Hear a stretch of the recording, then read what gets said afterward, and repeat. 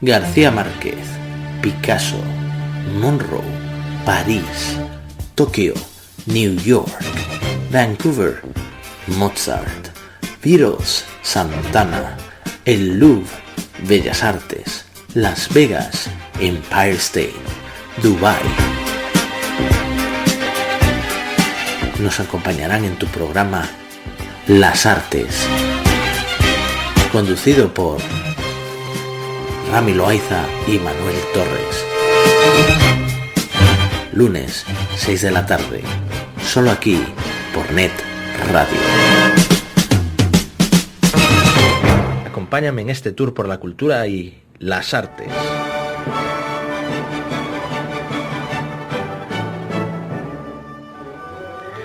Buenas tardes, queridos amigos, como una vez más, cada semana aquí en el programa de las artes vamos a hacer un recorrido por el mundo de las artes semanalmente, que esperamos que os guste y que sea de vuestro agrado. Esta ha sido una semana un poco, ¿cómo decirlo? Pues una semana un poco trágica, ¿no? Porque se murió Chuck Berry y se murió Bernie Wrightson, ¿verdad, Rami?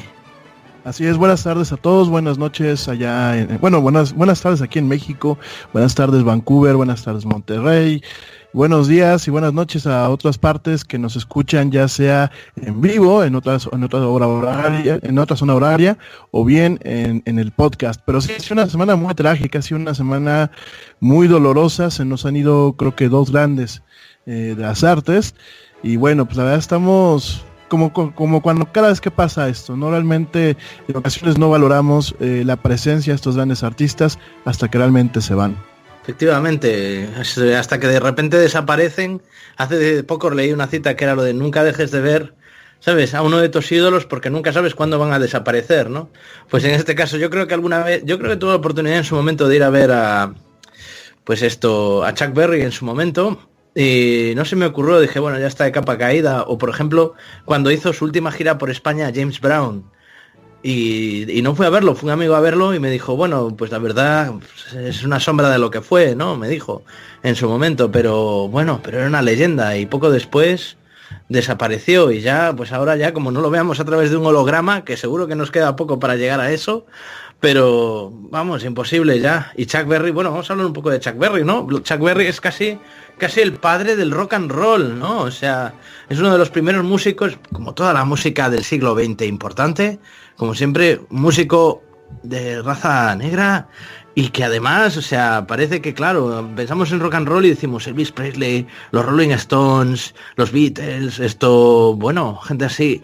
Y sin embargo, la música, el rock, viene del rhythm and blues, viene del sur americano, de zonas como el Mississippi, de zonas deprimidas, ¿sabes? Esa mezcla entre un poco del country, un poco del rockabilly, un poco del honky tonk, un poco de esa música, y es increíble. Y Chuck Berry fue uno de esos exponentes, como Little Richard, como Buddy Holly, como esos primeros y valientes músicos de rock que fueron los que han empezado y los que empezaron con el tema y los que han hecho que el rock sea una de las músicas más escuchadas de la historia, que ha llegado hasta nuestros días y ha evolucionado de una manera tan amplia y tan grande que ya casi ni se parece a lo que tocaba Chuck Berry cuando empezó tocando su famosa canción Maybelline. Así no es. tiene nada que ver. Así es, bueno, en el caso de Chuck Berry estamos hablando de realmente uno de los grandes exponentes del rock and roll. Suena un poco a cliché, seguramente en algunos programas de música habrán escuchado este mismo rollo como lo estamos planteando. Sin embargo, bueno, claro, Chuck Berry, una de las grandes contribuciones que hace es que incorpora esta parte del sonido, si lo queremos ver negro, y que conste que no estoy siendo racista, No, es que este ha sido el siglo de la música negra. Realmente, es que antes no existían compositores de raza negra, no existían, o no se les tomaba en cuenta. O sea, yo creo que no se les tomaban en cuenta. Yo creo que yo creo que la gente de raza negra, la gente de color, realmente trae muchos esas cuestiones, esa sensibilidad artística, la trae realmente muchas veces en la sangre, ¿no? A mí siempre me ha impresionado la forma, por ejemplo, en la que los gospel, el gospel de negros, pues realmente tiene una vibra y llega muchas veces al corazón, ¿no? Entonces realmente estamos viendo pues a alguien que en su momento aportó lo que es el R&B, que es el rhythm and blues, es esta corriente armónica, melódica y lírica, que en el caso del rock and roll, bueno, lo enriquece más de lo que ya el movimiento significaba, el movimiento musical, ¿no? Realmente lo enriquece, lo hace diverso, le da un colorido y un matiz, en donde el rock and roll llega un momento en que ya no solamente estamos hablando de mi chica o de mi novia cocodrilo, ¿no? Realmente estamos hablando ya de temas un poco más complejos, ¿no? Más divertidos en algunos casos, pero en algunos casos un poco más complejos, ¿no? Un poco más el tema de los orígenes, un poco más del muchacho de campo que sale a la ciudad a buscarse el éxito muchas veces en el caso del estrellato, ¿no? Y sobre todo, bueno, estamos hablando de alguien que es fue realmente tan preponderante y tan influyente en la esfera del rock and roll, que su música no solamente la podemos escuchar aquí en el planeta Tierra, sino, bueno, si alguien ya, alguna raza alienígena ya logró hacerse de la sonda Voyager, esta sonda que se mandó en su momento para hacer una exploración espacial, ahí en el disco de oro, que bueno, ese disco de oro, pues mucho de lo que viene dentro de ese disco fue curado y fue vertido ahí, seleccionado por el gran Carl Sagan, de lo cual ya hablaremos pues en el transcurso del programa. Realmente, bueno, la canción de Johnny B. Good es la única canción de rock and roll incluida en ese disco de oro, ¿no? En ese disco que ya está, ya salió del sistema solar, si mal no me falla la memoria y el conocimiento, ¿no? Es esta sonda Voyager, que ya tiene hace rato que salió. Voyager. Voyager. Entonces, pues es muy impresionante, ¿no? El impacto que tuvo Chuck Berry y cómo pues fue de alguna forma su medio de expresión, su canción de Johnny B. Good, que pues es una joya. Mucha gente a lo mejor lo ubicará por esta película de Back to the Future, en donde pues en la primera y en la segunda parte la canta. Efectivamente, claro. La canta Michael J. Fox. Efectivamente, Michael J. Fox, otro canadiense egregio, al cual le enviamos un saludo desde aquí, que además ha sido en los últimos años embajador de la enfermedad del Parkinson, porque ha tenido Parkinson prematuro, una desgracia para él y para su carrera, una persona tremendamente querida aquí en Canadá y en todo el mundo. Pero fíjate, es que es muy importante todo esto, porque bueno, yo creo que ya mucha gente ha hablado de esto, no vamos a aportar gran cosa a nosotros, pero la verdad es que claro, es que rock and roll hoy en día, o sea, ¿qué no es rock and roll hoy en día? O sea, casi todo es rock and roll. O sea, pones la radio, en todas las emisoras, casi todas, suena rock and roll de una manera o de otra. Es una cosa, o sea, es una de las músicas, el pop y el rock and roll han sido las músicas del siglo XX, junto con el jazz. Las grandes músicas del siglo XX, el jazz y ¿qué demonios? El jazz, el blues. La verdad es que el siglo XX, ahora que me estoy corrigiendo a mí mismo, ha sido un siglo de música totalmente revolucionario, de reivindicación de las músicas, ¿sabes? No tanto de las músicas, pues pongamos así más académicamente, ¿sabes? La high music, tipo la ópera, la música clásica, ¿sabes? Sino más bien de las músicas populares, ¿no? De la música de la gente, ¿no? De la gente normal. Y eso es importante, ¿no? O sea, que haya habido gente como Chuck Berry que nos ha conseguido pues hacernos recordar un poco, pues que, ¿sabes? De dónde son nuestros orígenes, ¿sabes? Porque a veces en el mundo de las artes pecamos de ser excesivamente pedantes, ¿no? La palabra es realmente, o sea, y pesado. Y dices, no, pues es que la verdad es que a veces no hay que ser tan pesado. O sea, con una manifestación, ¿sabes? Que hoy en día pues está casi en todas partes, como es la música rock, pues realmente ha tenido un impacto increíble y completamente incuestionable en la cultura del siglo XX. Y bueno, desde aquí le enviamos un saludo a la familia de Chuck Berry, que pues supongo que no estarán pasando los mejores momentos, pero bueno, Chuck Berry ya tenía 90 y muchos años, cosa que un poco lo saca un poco de quizá de la leyenda del músico de rock que muere joven, que vive a todo trapo y bueno, pues que deja un bello cadáver, ¿no? O prácticamente las cenizas de un bello cadáver. Pero bueno, es una cosa que a mí me hace pensar, ¿no? O sea, porque claro, Chuck Berry, aparte, él no veía la profesión tanto como un tema de ser una estrella de rock. Es una persona que se pasó durante toda su vida dando conciertos sin parar, como si fuera un oficio, como si fuera esto, pues un trabajo como el que hacemos aquí todos los que formamos parte de radio, de lunes a viernes, sábados y domingos inclusive, si es necesario, ¿sabes? Y es algo que parece que uno tiene mitificado a la estrella de rock, pero sin embargo esta gente, o sea, veía el rock la música como un oficio que desempeñaba hasta el final de sus días y hasta que no, porque los músicos, aparte de que no es una carrera que está muy bien pagada, a veces pues uno no tiene pues insurance, no tiene coberturas de ningún tipo y bueno, pues es que ¿qué otra opción que te queda? Que pues que casi, ¿sabes? Trabajar hasta que ya no te queda aliento, ¿no? Hasta que ya quemas la máquina. Sobre todo yo creo que Chuck Berry realmente en ese sentido, como bien lo dices, mi querido Manu, fue un personaje muy dedicado, fue de esta rama del rock and roll y del mismo rock, que realmente ven el tema de hacer, bueno, de este medio artístico como un oficio, lo ven como una forma de llevarlo, como una forma, como un estilo de vida. Hasta donde yo sé, pues a Chuck Berry no se le conocían escándalos, no se le supieron temas de abuso de drogas. Realmente yo creo que en muchos aspectos realmente fue un artista hecho y derecho en este tema del rock and roll, además de haber sido un pionero, además de haber sido uno de los grandes rock and rolleros, como ya en su momento el crítico Robert Christgau lo dijo. Realmente era una persona muy íntegra y aparte, bueno, realmente siempre reconoció sus orígenes de alguna forma humildes, ¿no? Es una historia de éxitos, de esos casos donde realmente el sueño, el dichoso sueño americano, que yo ya no sé qué tanto existe hoy en día, pero el dichoso sueño americano realmente se veía concretado y se veía magnificado en un artista que realmente le imprimió una personalidad, realmente se lució, realmente innovó en muchos aspectos, virtió el tema de, por ejemplo, de utilizar solos de guitarra, todo un tema de hacer el showman. Realmente Chuck Berry, como bien lo decía Manu hace unos minutos, disfrutaba muchísimo de hacer lo que es el touring, realmente disfrutaba mucho de los conciertos. Entonces realmente su obra, pues yo creo que permanecerá, ¿no? Permanecerá obviamente por esas cualidades, permanecerá por la persona, por esta personalidad de la cual dotó su obra,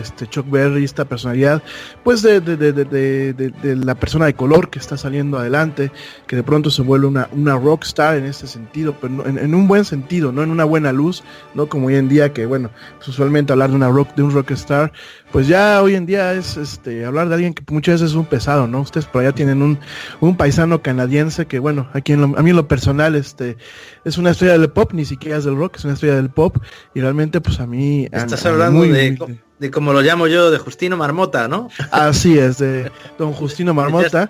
De Justin Bieber. No, así es.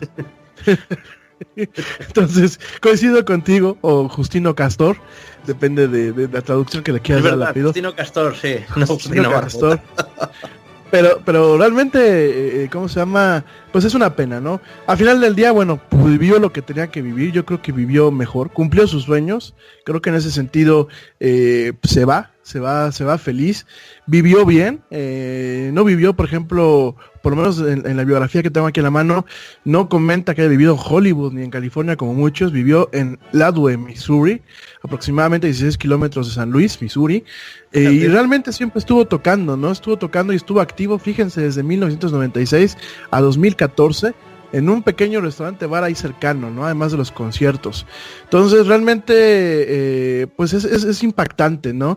La forma en la que pues él sigue vigente hasta hace unos años, él sigue trabajando, pero de forma humilde. Si se fijan es ese toque de humildad. Yo humildemente pienso que muchas veces es lo que distingue a un verdadero artista, ¿no? La forma en la que muchas veces se desenvuelve, sin ese aire de diva, sin ese aire de grandeza, sino realmente con esos pies de humildad, con esos pies muy plantados al piso y caminando para estar en contacto con el público que los hace y que muchas veces los alimentan, ¿no? Creo que en ese sentido, pues qué caray, se nos fue otro grande, ¿no? Como en su momento, pues el año pasado se nos fue, a mi muy humilde opinión, David Bowie, también con ese madre tema. Mía, David Bowie. Qué triste. Pero bueno, David Bowie esta gente tan grande nunca se puede ir del todo. O sea, esta gente que es tan grande, son más grandes, como dicen en inglés, larger than life, pues no se van del todo, ¿no? Nunca se acaban yendo, ¿no? Nos queda su música, nos queda un legado. Y la gente sigue viva en el recuerdo de los demás, o sea que, bueno, pues esto, siempre podremos disfrutar de su música toda la vida y probablemente nuestros nietos también, y los nietos de nuestros nietos también podrán disfrutar de ella. Igual no se acuerdan tanto, igual tienen pues un sucedáneo distinto, pero bueno, ahí estuvo Chuck Berry colaborando con lo que venga o lo que está por venir en el futuro, pues que le deba pues un poco pues de ese gran trabajo que ha hecho Chuck Berry, ¿sabes? Siendo uno de los padres, por no decir el abuelo del rock and roll. Pero bueno, nos mandan aquí, Rami, saludos desde Los Ángeles, de parte de Mario Zamara. Muchas gracias, Mario. Oye, esperamos que te gusten este y los demás temas que tenemos preparados, porque vamos a seguir hablando de artistas, vamos a seguir hablando de arte, vamos a hablar un poco, yo también quiero hablar un poco de Bernie Wrightson, y también vamos a hablar un poco, amigo Rami, que la semana pasada nos lo pidieron, y lo vamos a hacer. No, la semana pasada nos lo recordaron, pero la semana anterior nos lo pidieron, que es sobre Marilyn Monroe.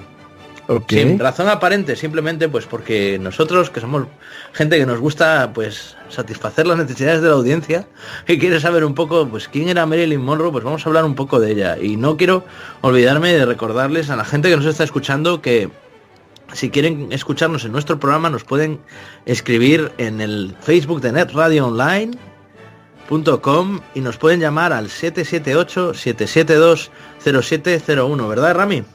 Así es. Saludos también a Franco Vidal, que nos hace el favor de escucharnos desde Montreal. Hola, Franco, gracias por escucharnos, y nos pregunta que cuál fue la mejor película de Chuck Berry.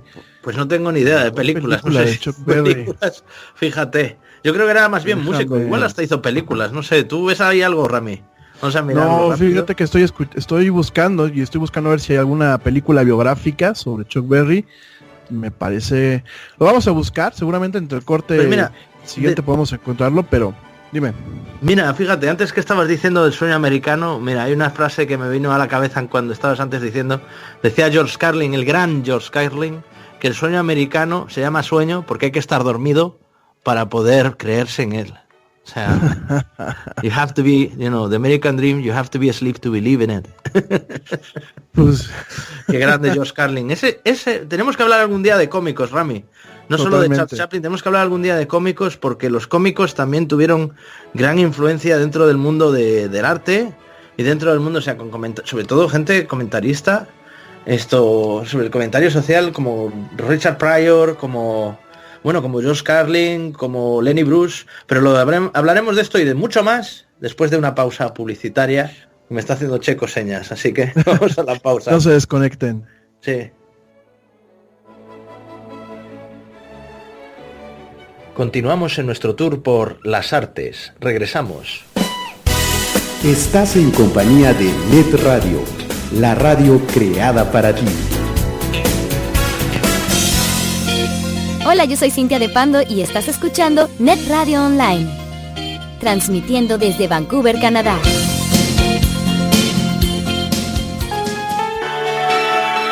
Eternal, la línea de productos de belleza líder en el mercado, elaborados con los más finos ingredientes europeos y patrocinador oficial Miss Universo 2014. Sé parte de este grupo de profesionales exitosos y empieza a ganar dinero ahora. Luce ya dinero con Eternal. Informes al teléfono 140-8799-0825. Eterna.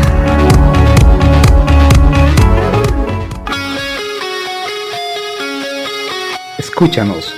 Somos Net Radio, viviendo contigo en el tiempo y en el espacio, donde el sonido lo pones tú. La magia. Net Radio.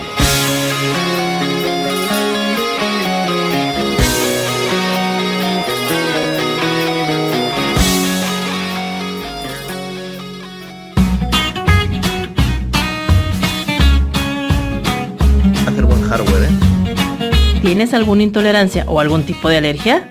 ¿Eres vegano o simplemente tienes antojo de algún postre, pero quieres que sea lo más sano posible sin dejar de ser delicioso? En Healthy Treats usamos los productos de la mejor calidad y podemos crear cualquier tipo de antojo que tengas en mente. Búscanos en nuestra página web healthytreatsbc.com o llámanos al teléfono 604-441-8502. Recuerda, en Healthy Treats tenemos algo especialmente para ti. acompáñame en este tour por la cultura y las artes.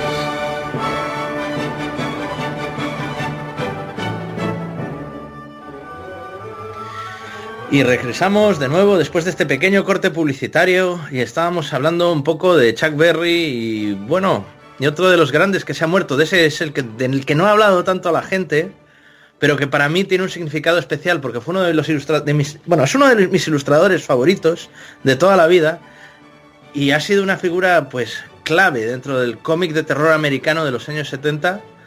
Y bueno, para mí uno de los grandes ilustradores americanos de la tercera cuarta mitad del siglo XX, o sea, del tercer cuarto del siglo XX, que se llama Bernie Wrightson. Bernie Wrightson, pues es una figura de gran relevancia en el mundo del cómic, precisamente pues por su uso de las tintas, uno de los mejores entintadores, por ser el padre, que en su momento hablamos también de él, de La Cosa del Pantano, ¿no? Cuando hablábamos de Watchmen y hablamos de Alan Moore coge la franquicia de La Cosa del Pantano, de Swamp Thing, y la retoma y la hace suya, pero el creador de La Cosa de Swamp Thing, es que en España lo llamamos La Cosa del Pantano, no sé cómo lo llamáis en México, Rami, ¿lo llamáis así? La Cosa del Pantano, ¿cómo lo llamáis? ¿El hombre del pantano? No, en México cuando nos llegó, lo poquito que nos llegó, porque realmente nos llegaron juguetes, no nos llegó nada fuera de lo común, era Swamp Thing directamente. Pues me voy a referir a Swamp Thing como de Swamp Thing. Pues esto, uno de los creadores fue creado por Len Wein, el guionista Len Wein, y por el ilustrador Bernie Wrightson en los años 70. Fue uno de los pocos personajes que creó de cómic. Bernie Wrightson colaboró principalmente como dibujante de cómic en la revista Creepy de la editorial Warren durante los años 70, pero también fue un gran ilustrador que colaboró, por ejemplo, en una edición de Frankenstein, de la novela de Mary Shelley, Frankenstein o el moderno Prometeo, como se llama, cuyas ilustraciones son antológicas, o sea, míticas, o sea, es uno de mis libros de ilustraciones favorito, sin ningún tipo de dudas, y se dedicó a hacer grandes ilustraciones a lo largo de su vida. Sus libros recopilatorios se encuentran, si los encuentras en internet, están por cientos y cientos de dólares, porque no se reeditan. Son de los años 70 prácticamente. Yo los compré en edición española, me costó bastante encontrarlos y fue es revolucionario en su momento. Lo que pasa es que durante los últimos años, a partir de los años 80-90, su estilo decae porque tiene una lesión de muñeca, se rompe la muñeca, dice que se resbaló un día de hielo, se resbaló en el hielo y se paró con la muñeca y se la rompió, y entonces decía que no podía ilustrar como antes, pero que podía hacer ilustraciones en grande, pero claro, un cómic que requiere muchísimas horas de trabajo y de esfuerzo de muñeca, pues eso ya, pues que le costaba mucho y que le causaba un dolor tremendo, y que al cabo de 20 minutos ya no tenía que parar y hacer pausas, entonces tardaba mucho en hacer ilustraciones y en dibujar cómics, pero aún así nos han quedado, pues sus anteriores trabajos antes de los años 90 en la revista Creepy, y tiene varios recopilatorios como Bedtime Stories, como la adaptación del cómic de la obra de cine Creepshow, con la que colaboró con Stephen King también, y una novela de Stephen King ilustrada llamada El Ciclo del Lobo, The Cycle of the Werewolf. Y aparte colaboró en un estudio llamado así, de estudio, con Barry Windsor Smith, con Michael William Kaluta y con Jeff Catherine Jones. Jeff Jones es otro de esos grandes ilustradores muy desconocidos y muy olvidados, pero revolucionario también. De Barry Windsor Smith, ¿qué se puede decir de Barry Windsor Smith? O sea, el padre de los cómics de Conan. O sea, Conan el Bárbaro, cuando sale a la venta, ¿quiénes son los primeros ilustradores? Pues Barry Windsor Smith, y luego el gran, increíble John Buscema, como se pronuncia en italiano, en inglés lo llaman Buscema, en España, en italiano se llama Buscema. Pues todos esos dos ilustradores, principalmente los que definen el cómic, la figura de Conan en el mundo del cine y en el mundo de la ilustración. Pero el primero y el más importante para mí fue Barry Windsor Smith, que con 18 años casi apenas empezó a ilustrarlo. Y es una figura que quizá no es tan reconocida a día de hoy, estamos ya hablando de gente un poco, ¿cómo decirlo? Un poco más serie B, ¿no? Como si fuera Roger Corman, como si fuera esta gente así como, ¿no? Dentro del mundo del cine, un poco más tipo, pues que están un poco en el límite, ¿no? De son de serie, son conocidos, son desconocidos, pero bueno, pero ahí están y han tenido su gran aportación, ¿sabes? Colaboró también en la revista, en la película Heavy Metal, que mucha gente recordará. Película, por cierto, canadiense también, donde colaboró con las ilustraciones y el personaje del Capitán Stern. Capitán Sterling, sí, totalmente, ¿no? Efectivamente, Capitán Stern, Going Out of Time, se llama el cómic. Capitán Stern, fuera del tiempo. Increíble también, o sea, revolucionario. Aunque personalmente, de Heavy Metal, para mí lo más importante, las partes más importantes y preferidas para mí fueron la del principio, la de Richard Corben, y la última, la del final, que está basado en Arzak, de Moebius. La primera está basada en un cómic de Richard Corben llamado Den, cómic también revolucionario por el uso del color, el uso de la temática y porque los personajes del cómic básicamente viven en un mundo prehistórico donde van desnudos y tienen sexo libremente. Es una cosa como muy contracultural, como un poco casi, podríamos decir, entre psicodélica y alucinógena, un poco muy de esa órbita de los años 60 y 70, de un empleo de la psicodelia en el mundo de la creatividad, que hoy en día quizás está un poco fuera de tiempo, ¿no? Un poco que la gente lo ve y dice, y esto ya no se hacen cómics así, pero en su momento fueron revolucionarios. Y bueno, desde aquí les enviamos, bueno,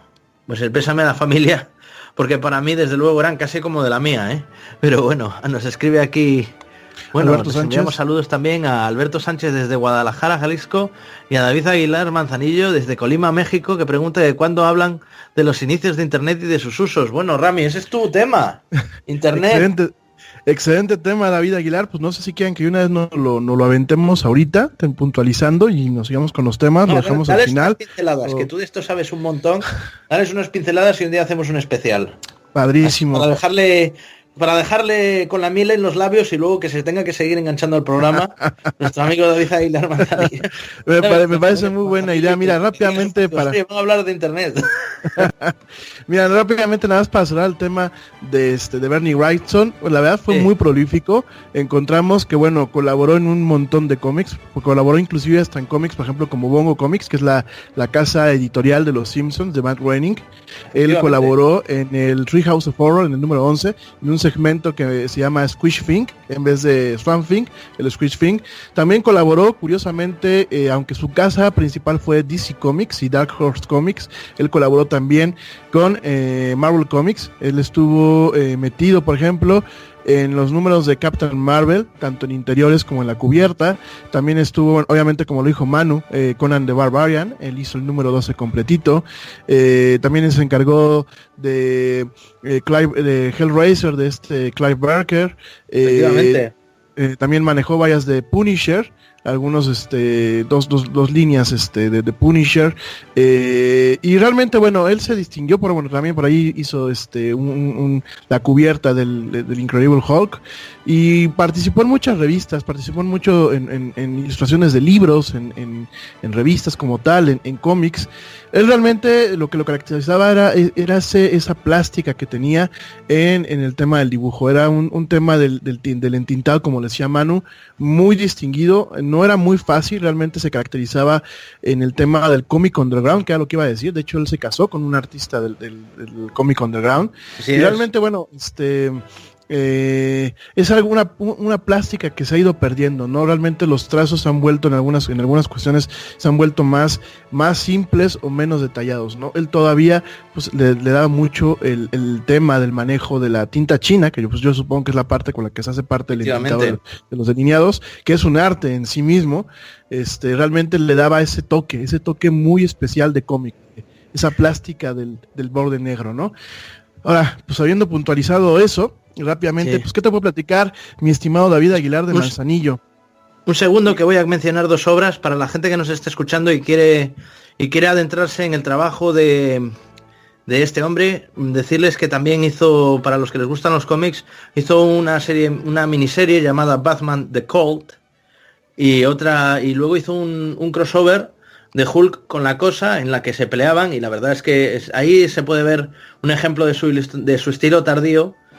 Y luego, pues qué decirles, busquen esto, bueno, busquen nada, lo que acaba de mencionar Rami, busquen Frankenstein, ilustrado por Bernie Wrightson, si lo pueden encontrar, porque no es un cómic fácil de encontrar en América, yo creo. Yo creo que es un cómic complicado de encontrar porque no se ha reeditado, no sé si recientemente. Yo he estado últimamente en la tienda de cómics de aquí, de Vancouver, y no lo he visto, pero seguro que no es tan difícil de encontrar, sobre todo si se meten ustedes pues en Amazon, en eBay, probablemente puedan encontrar un poco de esto. Y nada, decir que falleció de cáncer de un tumor cerebral, del que ya estaba enfermo desde hace un tiempo, y pedían donaciones a internet también, y bueno, y es una pena, un grande que se ha ido. Pero bueno, Rami, te dejo continuar, que es que solo quería decir eso, porque no antes te de que si no cambiamos de tema y la gente se olvida y de repente, ¿sabes? Dice, oye, ¿qué debemos de leer? Tal, y daros un par de recomendaciones. No te preocupes. Por ahí platicábamos, bueno, nos comenta David Aguilar, ¿no? Que un poquito de la historia del Internet. Vamos a dar unas pinceladas realmente. El Internet, pues como lo conocemos realmente, su origen, aquí hay dos etapas. Hay dos cuestiones de las que se deben de hablar. Una cosa es el Internet como tal, que es la red de redes, que bueno, realmente esta red fue construida en 1960 por lo que es DARPA, que es el Departamento de Investigación Avanzada de los Estados Unidos. DARPA crea lo que en su momento se conocía como ARPANET, y era una red que era tolerante a la caída de uno de los nodos. Si por ahí me está escuchando algún técnico en informática, si no, pues ahorita lo vamos platicando. En el principio las redes eran en serial, que significaba que los nodos, es decir, cada máquina que estaba conectada, transmitía parte de lo que eran los paquetes de información dentro de esa red. Se caía una computadora, o apagaba a alguien una computadora, y ¿qué pasaba? La red automáticamente se caía completa. Era como una serie del árbol de Navidad, las antiguas, se fundía un foco y se fundía la mitad de la serie, o se fundía completa, ¿no?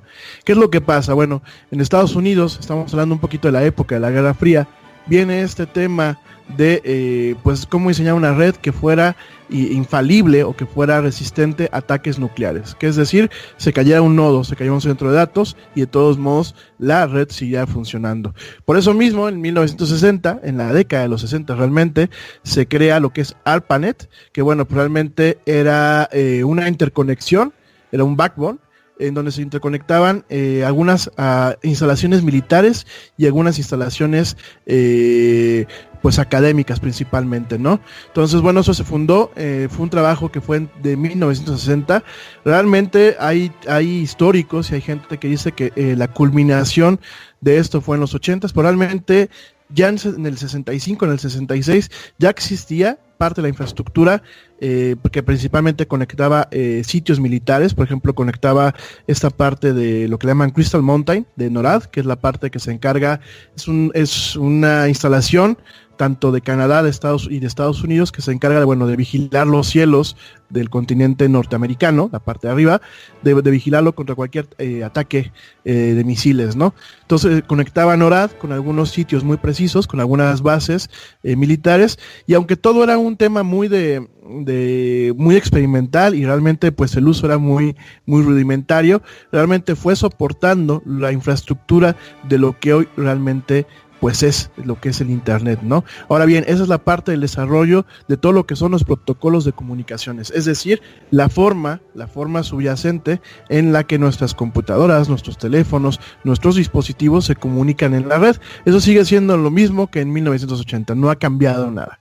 En aquel entonces, pues hablar de Internet era hablar de pues un entorno muy de terminal, muy como lo que se manejan muchas veces en las terminales bancarias, ya que haya menos, pero muy en espacio de pues, realmente el fondo negro con las letras blancas o las letras verdes. Y realmente, ¿qué es lo que pasa? Pues realmente no era navegable, no era un espacio para guardar información como tal, ni encontrarla fácilmente, no era un espacio rico. Entonces, pues realmente en la década de 1990, realmente cuando ya empieza a haber un crecimiento del uso del Internet como un repositorio de datos, como una serie donde se pueden almacenar datos de forma colectiva, donde se puede almacenar el conocimiento, es que Vinton Cerf, Sir Vinton Cerf, porque ya es Sir Vinton Cerf, británico, crea lo que realmente es la World Wide Web.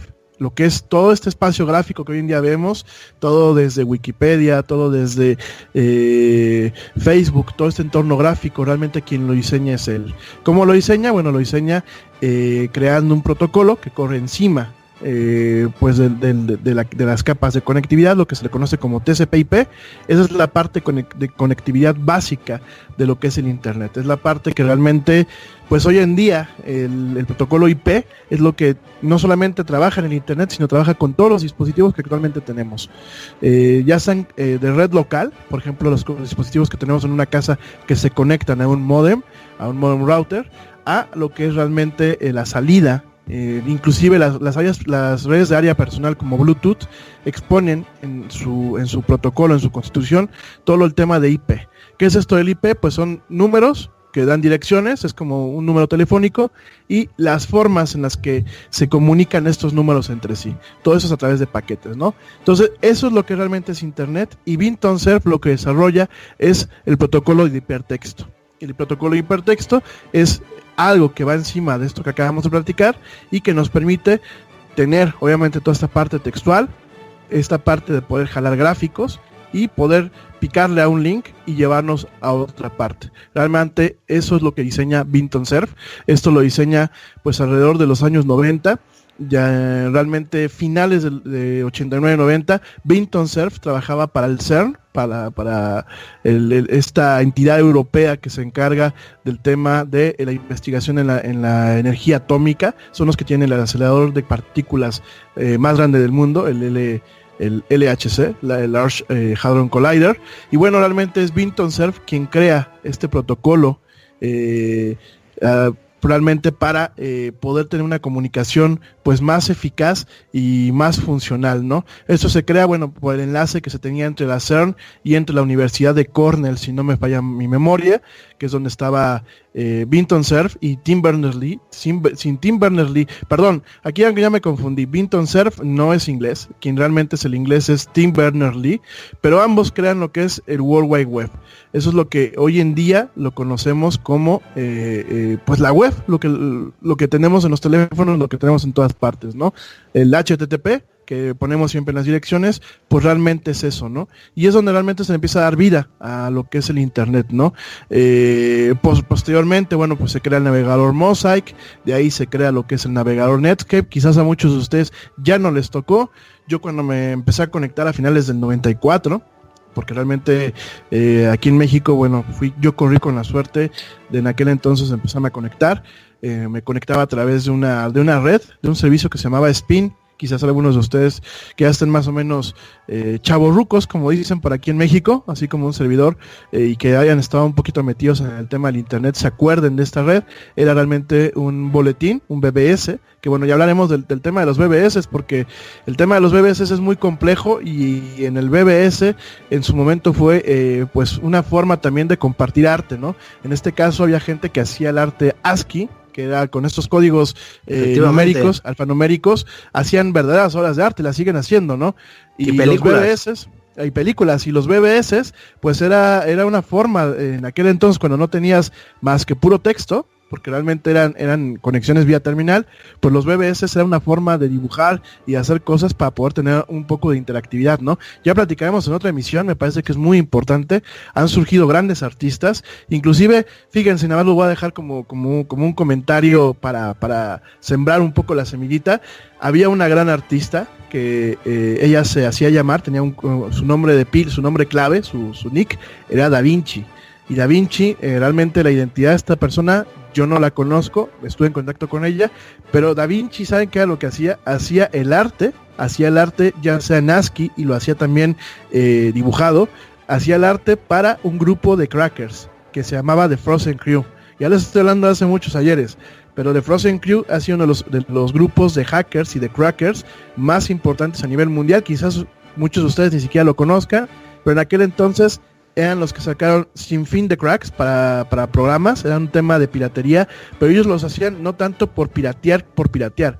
Realmente el sacar un crack para un programa como Photoshop, les estoy hablando del 96-97, realmente era para probar primero, cómo funcionaba el sistema de seguridad de ese programa, y segundo, para probar y para de alguna forma tener esto que le llaman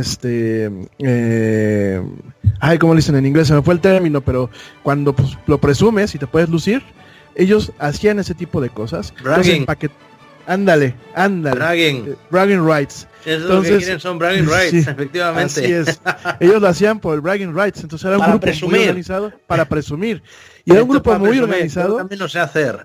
Sí, eran un grupo muy organizado, organizado por un cuate que se hacía llamar The Keyboard Caper, que era un sudafricano que aparte era sordo. Y fíjense la ironía de todo. El señor había empezado su carrera en el cracking y en el hacking, a partir de hackear sistemas telefónicos. Entonces era un grupo en donde estaba esta mujer que era Da Vinci, y realmente el apodo le venía muy bien, porque Da Vinci era una verdadera artista. Hacía unas imágenes en ASCII y hacía unas imágenes en Photoshop para empaquetar sus releases y para empaquetar todo lo que era darle una forma a las páginas de este grupo, porque también tenían una forma, tenían varios emblemas, que era pues impresionante, ¿no? Pero bueno, ya seguimos platicando el tema de la historia de internet. Sí. Gracias David Aguilar, ya les platicamos un poquito de este tema de Frozen Crew y de cómo se hizo el arte en este tipo de medios. Pero vamos a saludar a Anan Anamburo Canal. Nos dice que nos gusta su programa, nos saluda desde Toluca, México. Gracias, Anan, y qué bueno que nos escuchas, y justamente hoy que es día de Asueto, que aquí en México pues es día festivo, te agradecemos de corazón que nos estés escuchando. Saludos de Luis Antonio Castellano, desde Manitoba, Canadá. Muchos saludos, un abrazo Luis Antonio Castellano, gracias por escucharnos. Y saludos de Yasmín Díaz, comenta de la adicción al internet.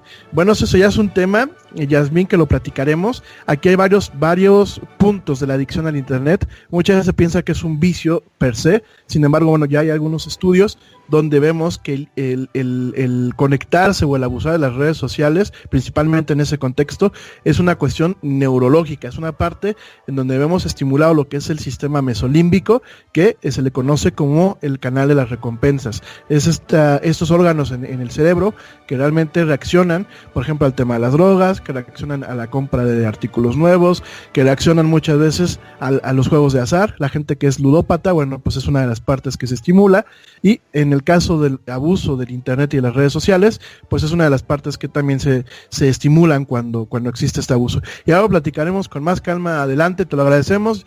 Digo, no es algo que sea muy relacionado a las artes, pero me parece que es un tema interesante, ¿no, mi querido Manu? Bueno, es interesante porque en realidad te voy a decir una cosa, es y no está relacionado, porque por un lado la mayoría de la gente que se ha metido, o sea, mucha gente que se ha metido en el mundo del arte a lo largo de los siglos, tienen problemas de adicción. Y tienen problemas de esquizofrenia, tienen problemas, o sea, siempre el mundo del arte y el mundo de la creatividad, sobre todo muy radical, o sea, cuando estamos hablando de gente muy innovadora, estamos hablando muchas veces de gente que está un poco en los límites psicológicos de la sociedad, ¿sabes? O sea, de gente que está ahí, ¿sabes? Un poco como en la cuerda floja. Me hace señas ya de Checo de que nos vamos a tomar una pausa, Rami, y vamos a seguir hablando de un poco de esta gente, de locos y de gente bueno, nosotros, Rami y yo, somos locos, así que estos locos les van a seguir hablando de otros locos. Regresamos ahora.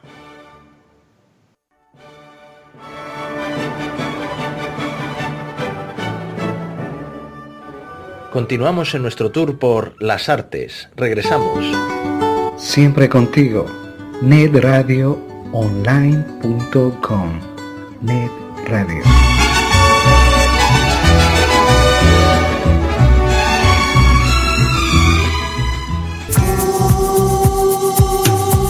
Estás escuchando Net Radio Online.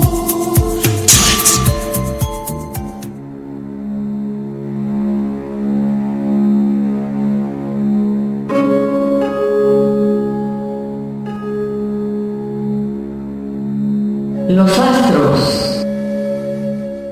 Un espacio diseñado para ti, Donde nos conectaremos con el universo en un viaje a través de la astrología. para llegar a tu alma. Yo soy Chío Murillo, sanadora holística. Y yo soy Gracieta Salcedo, astróloga. Escúchanos todos los viernes de 6 a 8 de la noche, hora Pacífico. Solo aquí, por Net Radio, la radio creada para ti.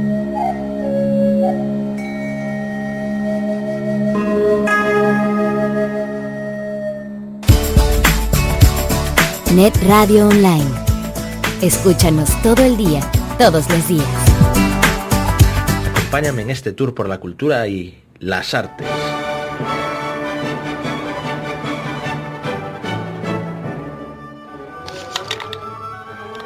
Bueno, y regresamos ya después de esta pequeña pausa, pequeñísima, y vamos a hablar de Marilyn Monroe, pero al final nos estamos desviando. Pero bueno, yo quería hacer un pequeño apunte sobre el tema de la locura y el mundo del arte, es una cosa como decir, es como hablar de cocina y hablar de la sal. Es un ingrediente casi, casi elemental, ¿no? El mundo de la locura y el mundo del arte, porque claro, siempre dicen, es que este es un genio o está loco. Bueno, muchas veces está loco. Y luego, pues es que, claro, el loco acaba haciendo algo, como todo ser viviente, tiene su contribución en el mundo y a veces una contribución creativa nada incuestionable, o sea, realmente relevante.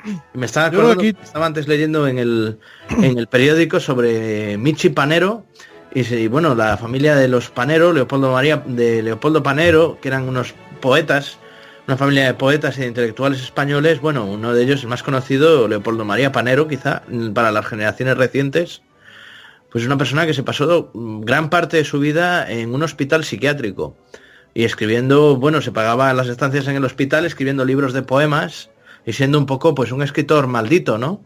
Y luego, pues, gente que ha luchado contra la esquizofrenia, me acuerdo del músico de Robert Schumann.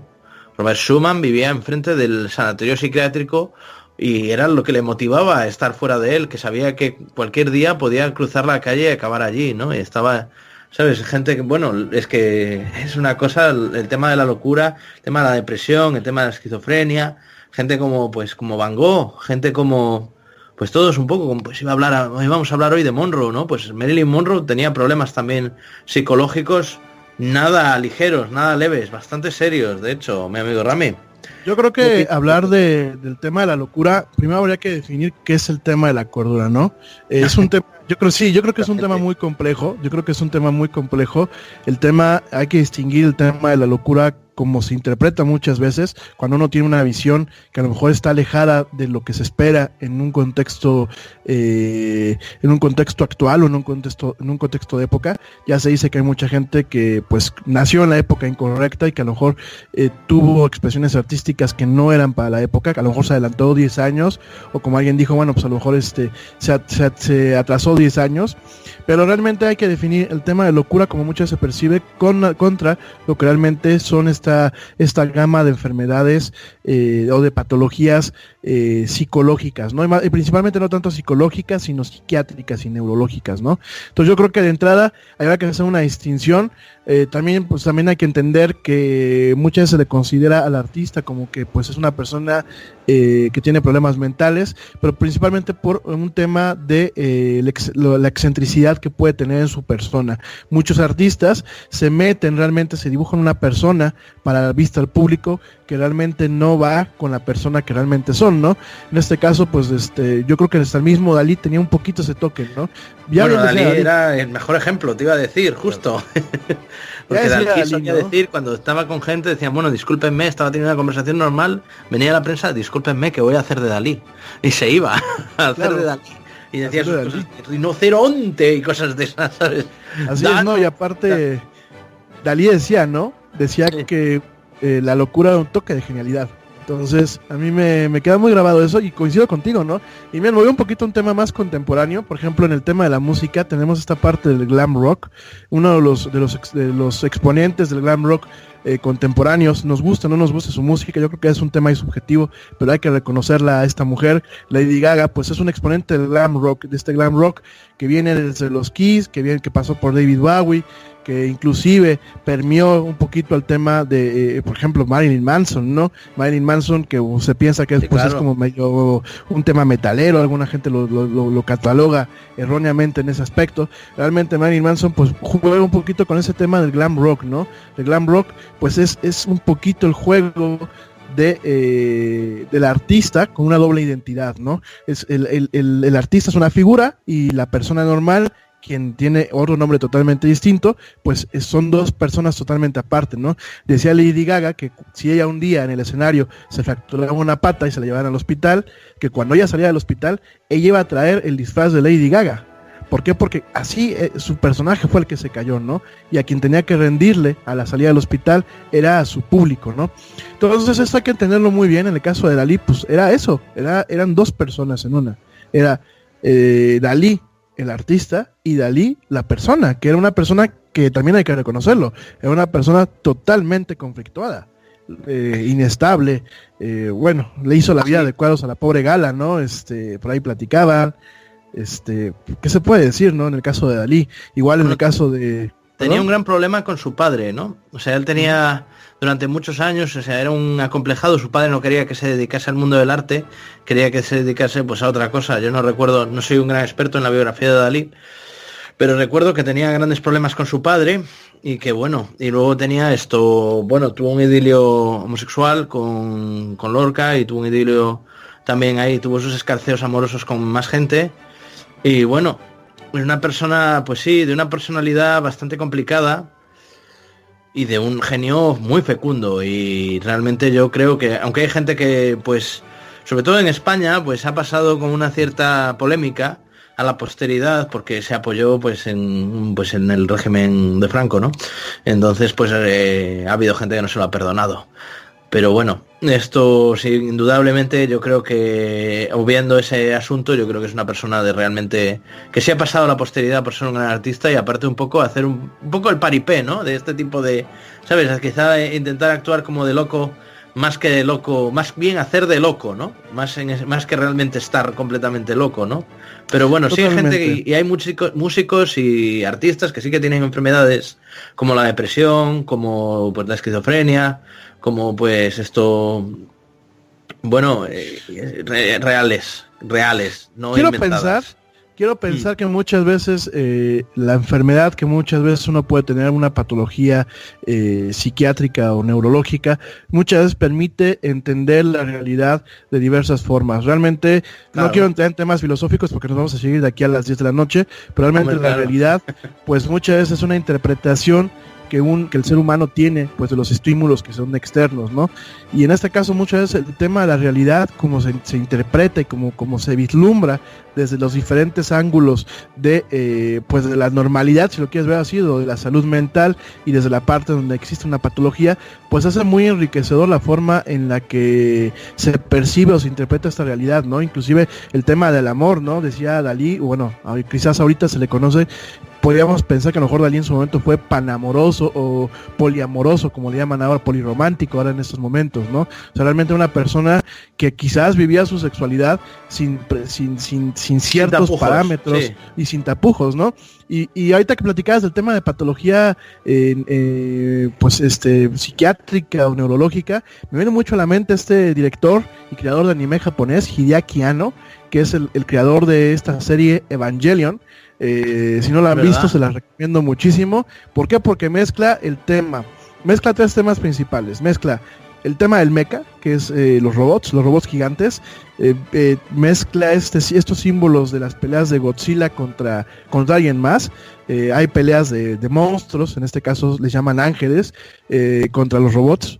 Pero también mezcla dos temas muy muy fuertes. Mezcla el tema de la religión y el tema de la interpretación del origen del ser humano, y también mezcla cuestiones de psicología. El personaje principal, el protagonista, que es Shinji Ikari, pues es un tipo que está totalmente enfermo, porque tiene un complejo, primero porque su madre muere. No les voy a echar a perder mucho la trama para que la vean, pero su madre muere y el padre pues no lo quiere, y es que no es que no lo quiera como tal, sino el padre tiene otras ambiciones en las cuales pues su hijo no es una prioridad, ¿no? Entonces este muchacho llega al lugar donde se dan todas estas peleas de robots, porque aparte él es uno de los pilotos, y tiene que ser uno de los pilotos por razones que tampoco les voy a decir, junto con otros dos niños, porque aparte son niños los que pilotean estos robots gigantes, no pueden ser adultos, son niños por razones, y llega al lugar donde pilotea, el padre lo manda a llamar, y lo manda a llamar exclusivamente como una herramienta para pilotear un robot y defender en ese entonces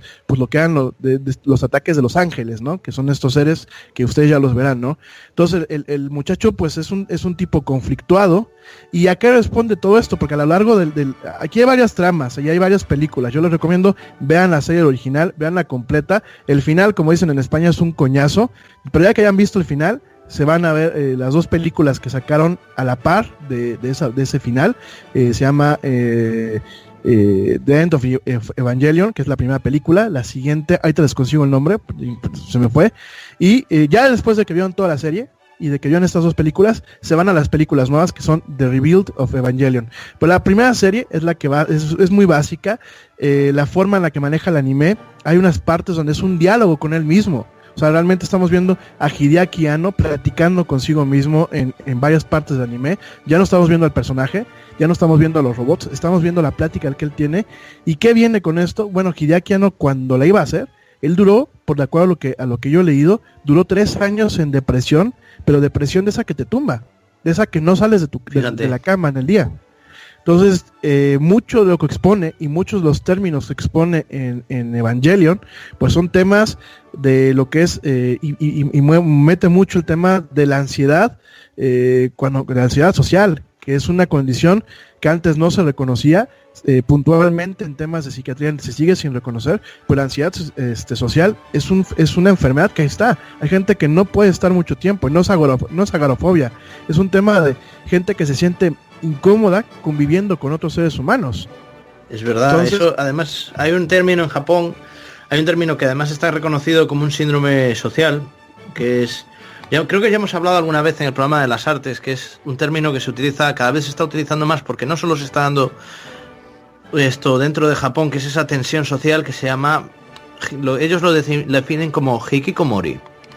Hikikomori son los apartados, son la gente que huye de la sociedad o que se autoexcluye de la sociedad, porque es una sociedad, la sociedad japonesa, igual que la sociedad pues de gran parte del mundo, es una sociedad pues donde hay mucho estrés, donde hay unas expectativas muy elevadas, donde hay unas expectativas pues increíbles, ¿no? En cuanto a una cultura del éxito aterradora, y digo aterradora porque en realidad, o sea, el éxito es relativo, ¿no? Puede ser, como estamos diciendo ahora, ¿no? Puede ser una persona de éxito pues social, conseguir dinero y sin embargo ser una persona totalmente deprimida e inestable, como por ejemplo puede pasar en el caso de, bueno, que estábamos diciendo que vamos a hablar de ella y nos estamos cada vez desviando más, pero sobre Marilyn Monroe, ¿no? Marilyn Monroe no llegó a ser en nivel, pero sí tenía problemas de depresión, problemas de inseguridad, problemas de baja autoestima, por eso y por más cosas que luego pues vamos a hablar un poco de ellas, pero esto, o sea, lo del estrés social es un tema, pues claro, una cultura donde uno tiene que ser perfecto, uno tiene que ser guay, uno tiene que ser el mejor, tiene que ser popular, tiene que ser atractivo, tiene que hacer deporte, tiene que ser exitoso en los estudios y además tener un trabajo estupendo, pues una persona, la mayoría, por no decir el 90% de las personas no son así, ni lo serán nunca. O sea, hay que tener hay que cambiar un poco el chip y decir, bueno, yo esta es mi vida y esta es la vida que quiero. Vamos a dejarnos de el éxito, vamos a dejarnos de hay que ganar muchísimo dinero, porque eso no da felicidad. La felicidad la dan otras cosas. La felicidad a veces ni siquiera es una cuestión de buscarla, sino de tenerla, ¿no? De ser feliz con lo que uno tiene y con lo que tiene alrededor. Y no es necesariamente pues un coche chingón, como dicen ustedes en México, ¿no? ¿Sabes? Ni tener un coche, ¿sabes? Ni tener una gran fortuna, ni tengo un yate y tengo no sé qué y tengo no sé cuántos. Y entonces eso no te da la felicidad. Y esta gente, bueno, sobre todo el artista, una persona que se dedica al mundo del arte suele ser casi siempre una persona tremendamente sensible, ¿no? Sensible y además vulnerable, ¿no? La gente que sobre todo los grandes artistas son gente muy vulnerable a cualquier clase de efecto externo, ¿no? Y de tribulación externa que le hace sentir pues un impacto que le obliga a expresarse de una manera, ¿no? Hay una pulsión que te obliga a manifestarte, ¿no? Y a decir, no, yo tengo que salir ahí fuera con mi cara y decir esto es lo que pienso, ¿no? Fíjate, me estoy acordando ahora cuando estaba viendo el otro día una entrevista de el grande Dustin Hoffman, que hizo una película con otro grande, que también hablaremos de él porque está también relacionado con Marilyn Monroe, con Sir Laurence Olivier.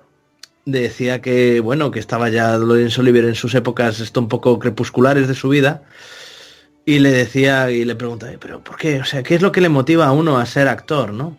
¿Qué es lo que le motiva a uno a ser actor? Estaba en una cena y dice, ¿qué es lo que me motiva a uno a ser actor y a manifestarse y a estar haciendo arte? Entonces Laurence Olivier, que estaba ya muy mayor, pues se levantó un poco, pues como podía y tal, y estaba en una mesa, y se acercó a él, así, y se apoyó encima de la mesa y cara a cara le empezó a decir, mírame.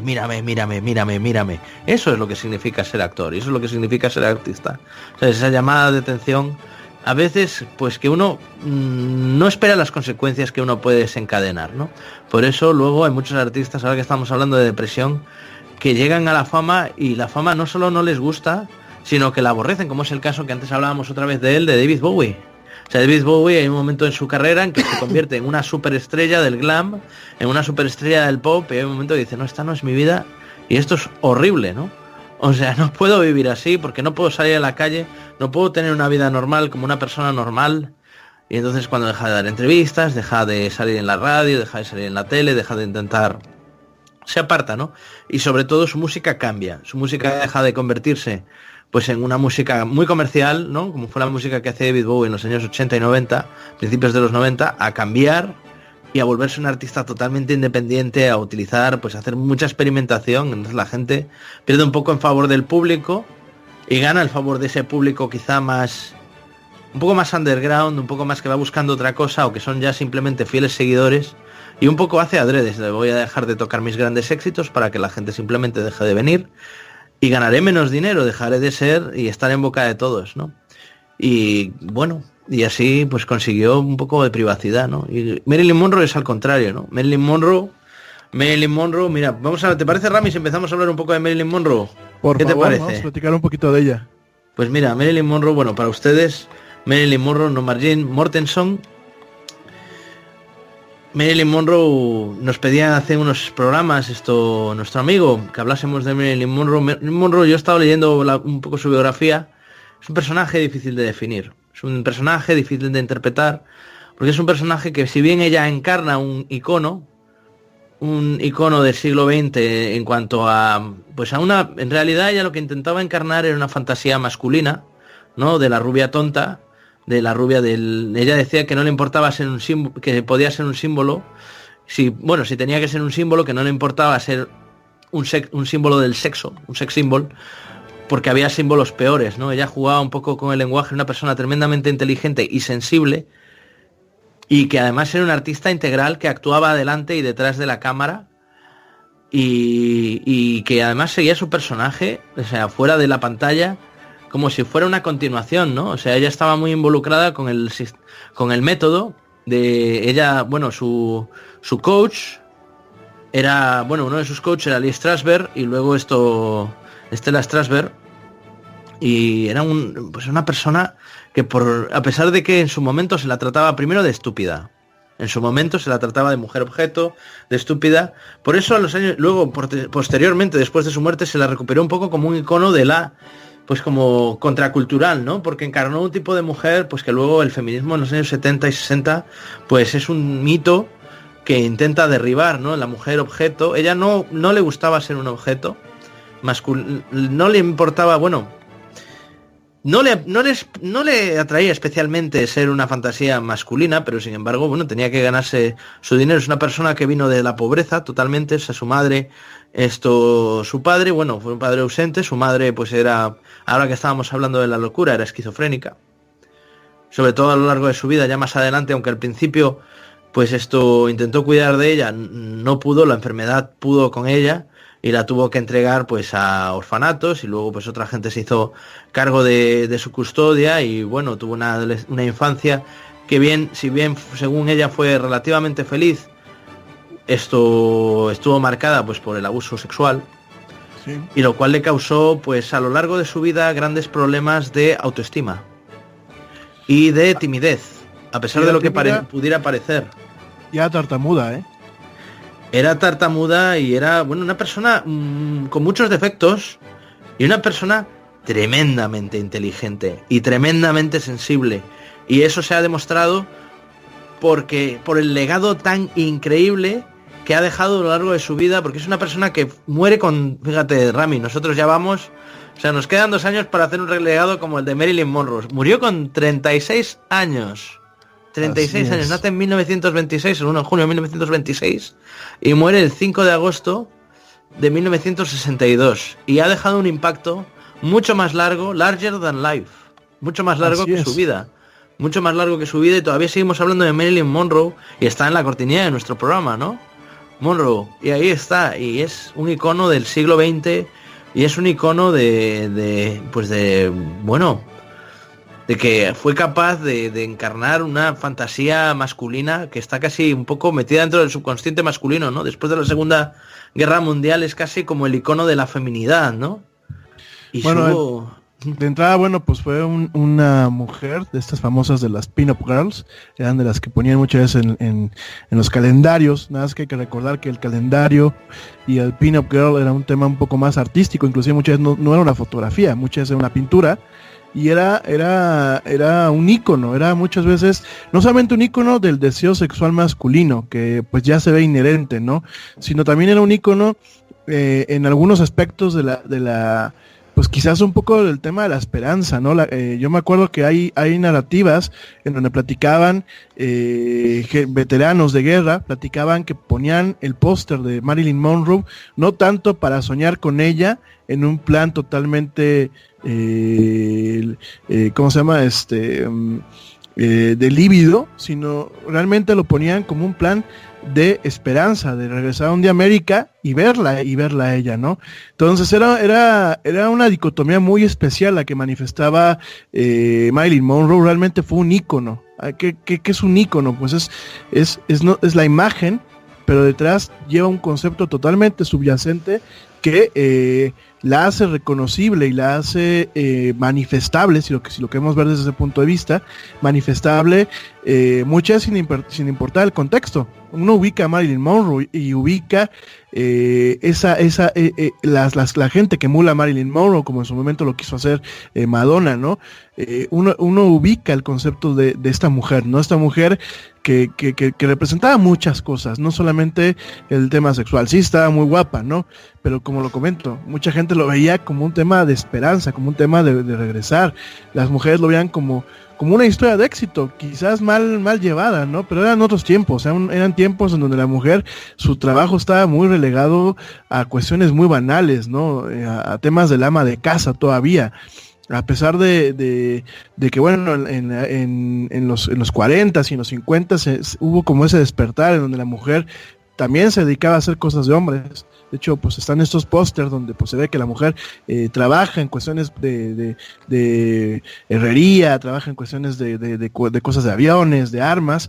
Pero realmente después viene un impasse cuando termina la guerra y la mujer vuelve a estar relegada en un papel en donde pues realmente pues es ama de casa, ¿no? Y lo vemos en múltiples historias. Y en el caso de Marilyn Monroe, pues es una celebridad, es una diva, es una mujer que viene desde principios realmente humildes, porque su infancia, pues a pesar de que una parte fue, digámoslo así, feliz, realmente el grueso de su infancia y de su juventud fue muy jodida, ¿no? El tema del abuso sexual, el tema de andar de casa en casa, porque pues ella, sin ser huérfana, su mamá Gladys no la pudo mantener de la forma adecuada, contó que la iba a visitar.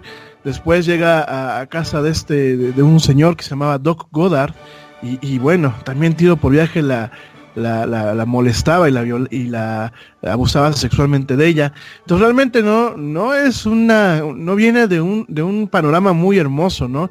Y sin embargo, bueno, vemos a una mujer que se proyectó, que tuvo un éxito, que también le dio como mucho dinero a ganar a muchas personas. Realmente en ese sentido fue un objeto para algunas personas, tristemente, como pasa en ese tipo de cuestiones. Y realmente habían películas en donde era el gancho, ¿no? A pesar de que a lo mejor no era una protagonista activa, y como en su momento tristemente lo denominó uno de los directores, de que era un ornamento sexy. Lo dijo este señor que se apellida Spoto en 4 películas. Ella era realmente un ornamento sexy, era una pieza más de utilería, pero era una pieza de utilería central, y que realmente era un gancho para jalar al cine, ¿no? Entonces realmente tenemos varias lecturas, como ya lo dijo Manu, tenemos varias lecturas de Marilyn Monroe, tenemos varias mujeres en una sola, realmente varios papeles que ella representaba, porque Marilyn Monroe como tal Gloria, perdón, Norma. El nombre real, Norma Jean, su nombre real, su nombre de pila, Norma Jean. Pues Norma Jean era una mujer, como ya lo dijimos, sumisa, insegura, con tartamudeo, por todo la huella. Con una pierna más grande que la otra, además. O sea, una de las cosas características de Marilyn Monroe, bueno, otra de las cosas hay que tener muy en cuenta, una de las cosas características de Marilyn Monroe es que ella era capaz de volver sus defectos en virtudes, ¿no? Entonces ella tenía problemas de visión, ¿no? Creo que era miopía lo que tenía, ¿no? O tenía vista, ella siempre usó gafas a lo largo de su vida y cuando se las quitaba, apenas veía bien, pero Marilyn Monroe nunca la ves con gafas y tiene esa mirada perdida que tiene mucha gente que dice, pues que dicen que usa gafas, ¿no? Rami aquí, que es nuestro compañero que usa las gafas, dicen que la gente, y Checo también, que usa gafas, dicen que la gente que tiene gafas, que cuando se quitan las gafas tiene esa mirada perdida, que no se sabe, dicen que es como más atractiva, ¿no? Como sensual. Pues ella sabía aprovechar todos sus defectos y convertirlos en virtudes. Creo que tenía escoliosis, ¿no? Para empezar, tenía varios problemas físicos, ¿no? Estuve leyendo, tuvo varios abortos, uno de los últimos fue un embarazo ectópico, tenía varios problemas físicos graves, y además la cintura, creo que la espalda la tenía desviada, la cintura pues creo que tenía, pues no sé si la parte superior de la pierna más grande que la otra, entonces le hacía andar como moviendo mucho la cintura, ¿no? Y eso a los hombres les volvía locos en aquella época. O sea, esos andares que tenía así como, ¿sabes? Como un poco como de pac, pac, pac. Pues eso a la gente le atraía. De hecho, si mal no recuerdo, uno de sus grandes roles en Some Like It Hot, la película en España se llama Con falda hacia loco, no sé cómo se llama en México. El primer plano cuando aparece ella, ni siquiera se le ve la cara, es un plano de sus nalgas moviéndose por la estación, andando pac, pac, pac, pac, pac, con tacones que además la hacían andar mucho más inestablemente y exageraban esa forma de andar. Y ese plano se ha usado muchas veces, se usó antes incluso en su momento, está haciendo Checo. Vamos a seguir hablando de ella, pero bueno, era una persona tremendamente imperfecta. Quizá por esa imperfección es más atractiva. Y ahora vamos a seguir hablando un poco más de ella, después de esta pequeña pausa. ¿Qué os parece? Ya volvemos. Venga.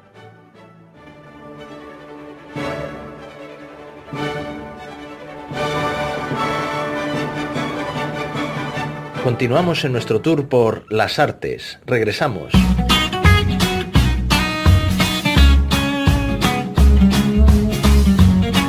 ¿Tienes alguna intolerancia o algún tipo de alergia? ¿Eres vegano o simplemente tienes antojo de algún postre, pero quieres que sea lo más sano posible sin dejar de ser delicioso? En Healthy Treats usamos los productos de la mejor calidad y podemos crear cualquier tipo de antojo que tengas en mente. Búscanos en nuestra página web healthytreatsbc.com o llámanos al teléfono 604-441-8502. Recuerda, en Healthy Treats tenemos algo especialmente para ti.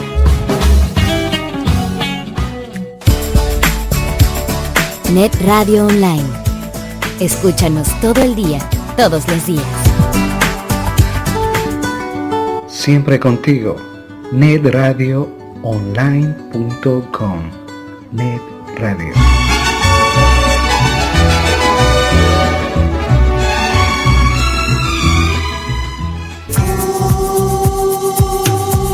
Estás escuchando Net Radio Online.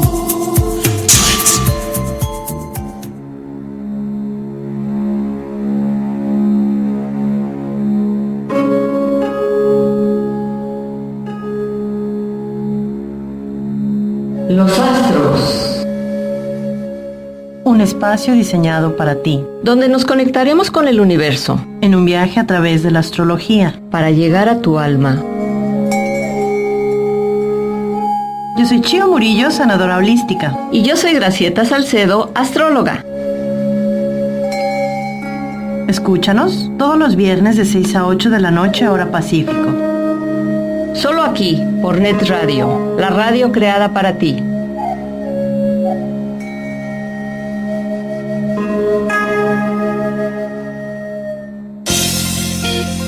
Hola, yo soy Cintia de Pando y estás escuchando Net Radio Online, transmitiendo desde Vancouver, Canadá. Acompáñame en este tour por la cultura y las artes.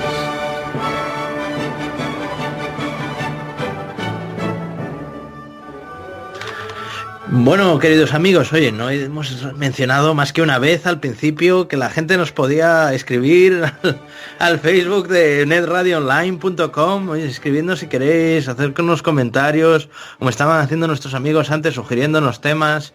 ¿Qué os parece lo de que hablemos de Marilyn Monroe? Y si no, pues esto, o si queréis llamadnos al teléfono, al 778-772-0701, aunque la verdad es que yo creo que la gente le triunfa más lo de escribir comentarios. Yo creo que es como más lo que les gusta, así, hacer pequeños comentarios, saludar y tal, más que llamarnos. Pero bueno, ¿tú qué opinas, Rami? Pues la verdad, yo les agradezco mucho a la gente que nos está escuchando, principalmente desde México. Como les recordaba, pues hoy es un día festivo aquí en México. Celebramos el cumpleaños de don Benito Juárez, que fue un presidente aquí de México. Y la verdad, pues hay gente que nos está escuchando y pues es de agradecerse, ¿no? La verdad que en día de asueto, pues en el tiempito de estar escuchando aquí temas tan ricos y tan interesantes como los que estamos platicando aquí, Manu y un servidor, ¿no? En el caso de las artes.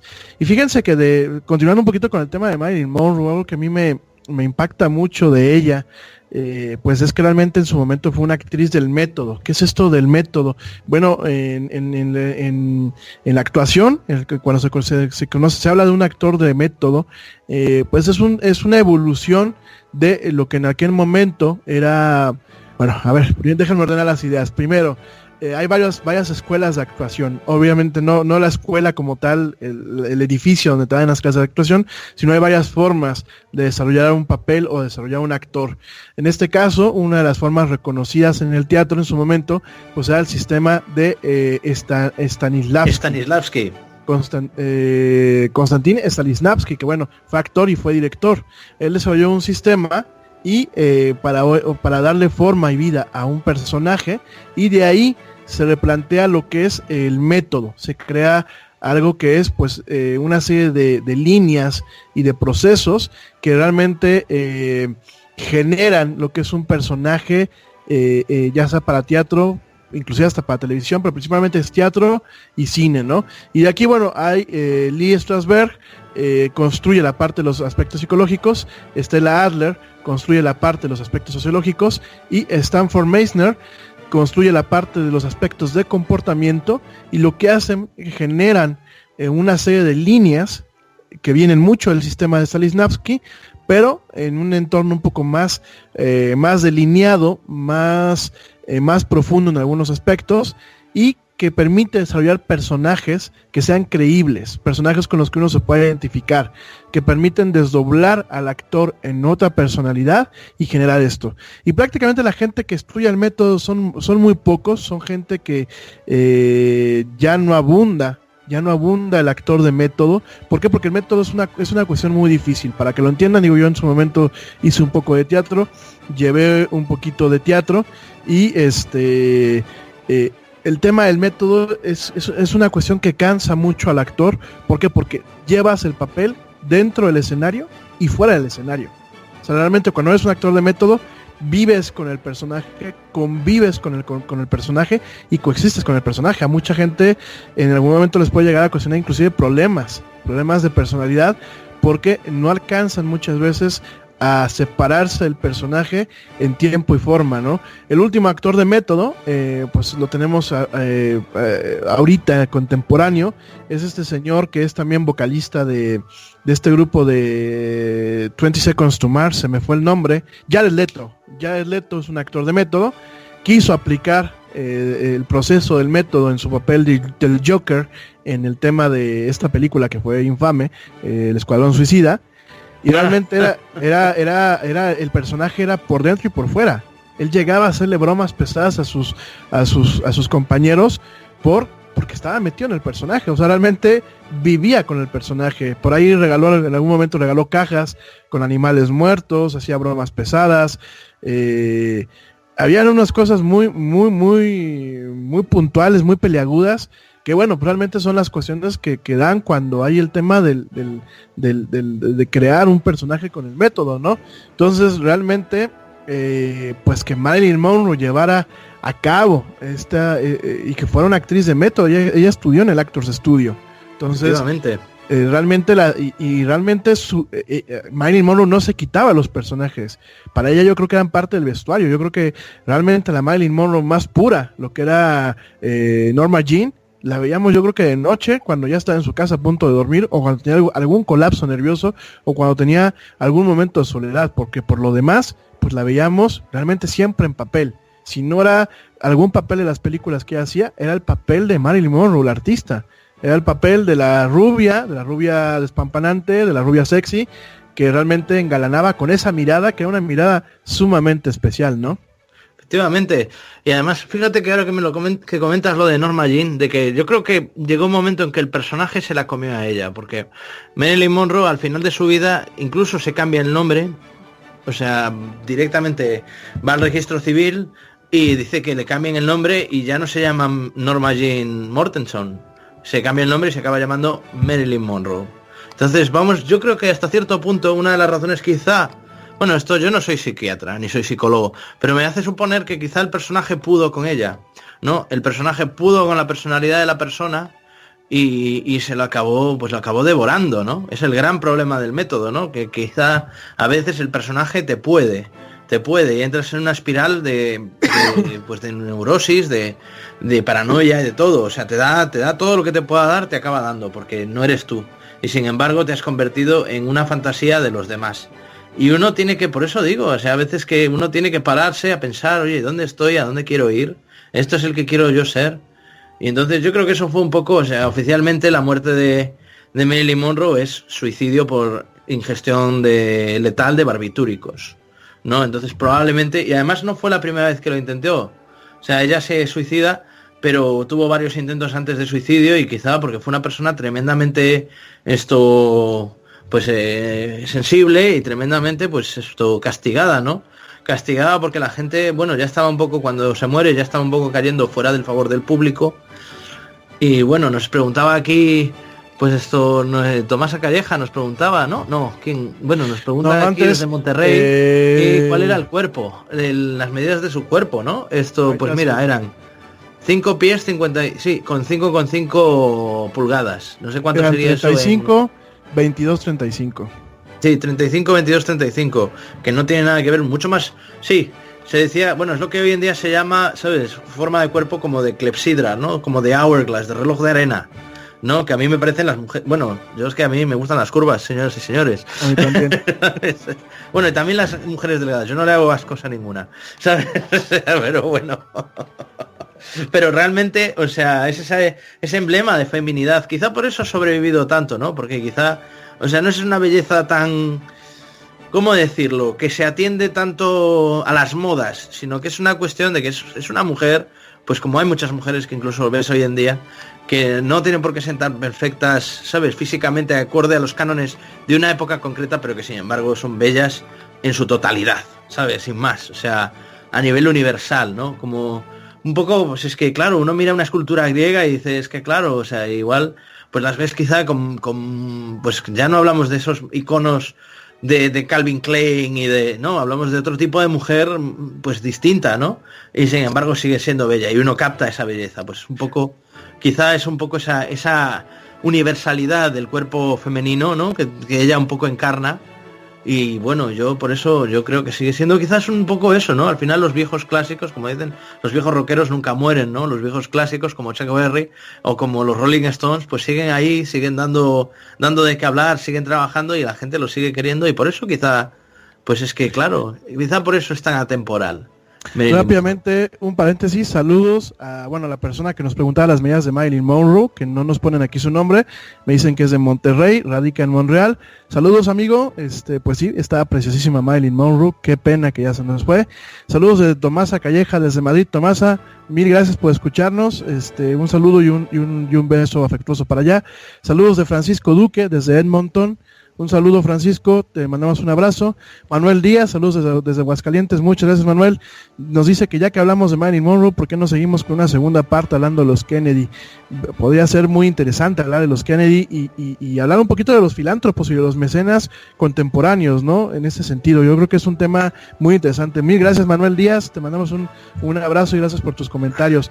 Y pues sí, fíjate que es curioso lo que platicas de Marilyn Monroe, ¿no? Por ejemplo, en su momento Elizabeth Hurley, esta actriz británica, y modelo, que a mí, bueno, esa mujer me encanta, decía que Marilyn Monroe estaba gorda y sin embargo, bueno, pues realmente las medidas de Marilyn Monroe eran de Elizabeth Hurley eran 34, 24, 34. O sea, realmente yo creo que la belleza de Marilyn Monroe, y por qué ha sido tan emblemática, es porque era muy natural, era una belleza no como las modelos de pasarela del día de hoy. Y espero que alguien no me esté escuchando, alguien cercano a mí, y que se vaya a ofender, porque pues ella es modelo de pasarela, pero realmente, y no por eso deja de estar guapa. Bueno, pero después del programa de hoy, Rami, que sepas que has perdido una amiga. Bueno, no sé, espero que no me estés escuchando. Así que cuida tus palabras. Si me estás escuchando, pues saludos hasta Londres, pero no, ¿cómo se llama? No tiene nada que ver, hombre, me refiero. No tiene nada que ver. ¿Por dónde vas? Vale, vamos a ver, es que la belleza, o sea, está en el exterior y está en el interior, o sea, está en todas partes, ¿no? Al final, la belleza está en el ojo del que la contempla, ¿no? O sea, es un poco... Había una frase de Oscar Wilde que a mí me encanta, que es la gente que decía que las personas que ven cosas bellas en las cosas rutinarias y banales de la vida están benditos, y sin embargo la gente que ve cosas feas en las cosas bellas de la vida están malditos y deben de ser castigados. Yo opino un poco eso, ¿no? O sea, es que claro, es difícil... ¿Sabes? Es maravilloso reconocer la belleza y a veces, pues hombre, nosotros no nos dedicamos aquí en las artes a juzgar tanto un tema ya, pues que son pormenores profesionales, ¿no? De que, pues pongamos, pues una persona que está definiendo pues un book de modelos y tal, que es un mundo tremendamente exigente, el mundo de la moda, y sin embargo, pues bueno, es que es difícil, es que claro, o sea, ¿qué factores entran ahí? Estamos hablando de bellezas, estamos hablando de... Es un mundo tremendamente exigente que a mí me causa mucho respeto, el mundo de la moda, ¿no? El mundo de la pasarela y el mundo... Es una gente que además tiene unas carreras tremendamente cortas, salvo que seas Naomi Campbell, entonces te puedes dedicar al mundo de la moda hasta que tengas, pues, hasta que te jubiles. Pero bueno, Naomi Campbell es una Naomi Campbell, ya está, no hay más. Y entonces la mayoría, pues al cabo del tiempo, pues ya pues tiene que un poco ya dejar ese estatus de supermodelo y se tiene que dedicar a otras cosas. Es una pena, porque uno se acostumbra a un tren de vida, a un tipo de vida, y claro, la vida, pues a veces que llevas ahí no te dura eternamente, ¿no? Pero bueno. Es jodido, ¿no? Y sobre todo el tema es muy curioso. Yo siempre pensé en su momento, y no lo digo de mal, te vuelvo a decir, si me están escuchando, no quiero que te tomen a malas palabras. Ya saben que yo siempre ando causando... No, yo te censuro, Rami, no te preocupes. Metiéndome en líos, ¿no? Pero siendo sinceros, no siendo francos, yo no pensé que, por ejemplo, el tema del modelaje, pues muchas de las muchachas que se dedican al modelaje son muchachas sumamente inseguras, ¿no? Esto es una cuestión muy irónica, porque pues, yo para pararme en un escenario, pues debes de tener una cierta seguridad. Ya no digo yo de la gente que camina en estas pasarelas con el tema del modelaje, ¿no? Sin embargo, bueno, vemos esa parte de la inseguridad.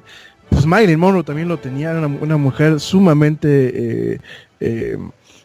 ¿cómo se llama? Insegura, y sensible. Es muy curioso, ¿no? Muy sensible, ¿no? Es muy curioso, pues el rol que muchas veces estas personas ocupan en los medios, y realmente la esencia del otro lado, ¿no? La sensibilidad que tienen, la forma de ver la vida y de verse ellas mismas que pueden tener del otro lado de la pantalla o del otro lado de los reflectores, ¿no?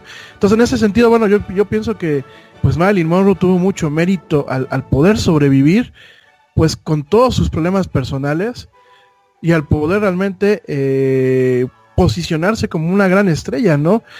A pesar de que, bueno, en su momento decían que era muy difícil trabajar con ella, que faltaba a muchas veces a las grabaciones, que llegaba tarde, que se encerraba en el ¿cómo se llama? En el vestidor. En el camerino. O sea, realmente cuando tú empiezas a hacer un poquito el análisis, y es un análisis muy alejado y debe ser un análisis sin un dejo de juicio, porque realmente estás juzgando a un ser humano que fue exitoso, en muchos aspectos, pero que fue un ser humano incompleto en otros tantos, ¿no?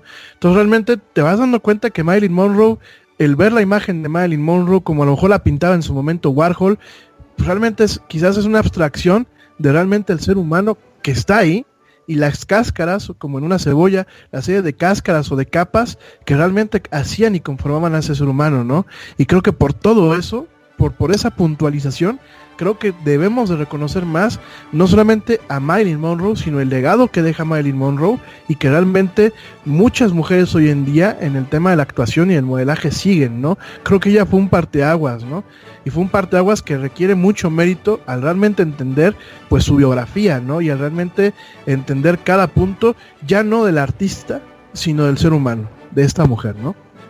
Efectivamente, ¿no? O sea, es que claro, ¿qué se puede decir de alguien que ha llegado a serlo todo, ¿no? Que ha llegado a... que ganó, o sea, es que es lo que tú estabas mencionando antes, o sea, es que es una persona que además era, aparte de buena actriz, era inteligente, se casó con Arthur Miller, se casó con Joe DiMaggio, o sea, tuvo muchas cosas en su vida que quizá no la hicieron la persona más feliz del mundo, y además, o sea, y el resto de la gente, ¿sabes? Pues que ¿qué sabemos en realidad? ¿Qué sabemos de ella? ¿Qué sabemos de su vida?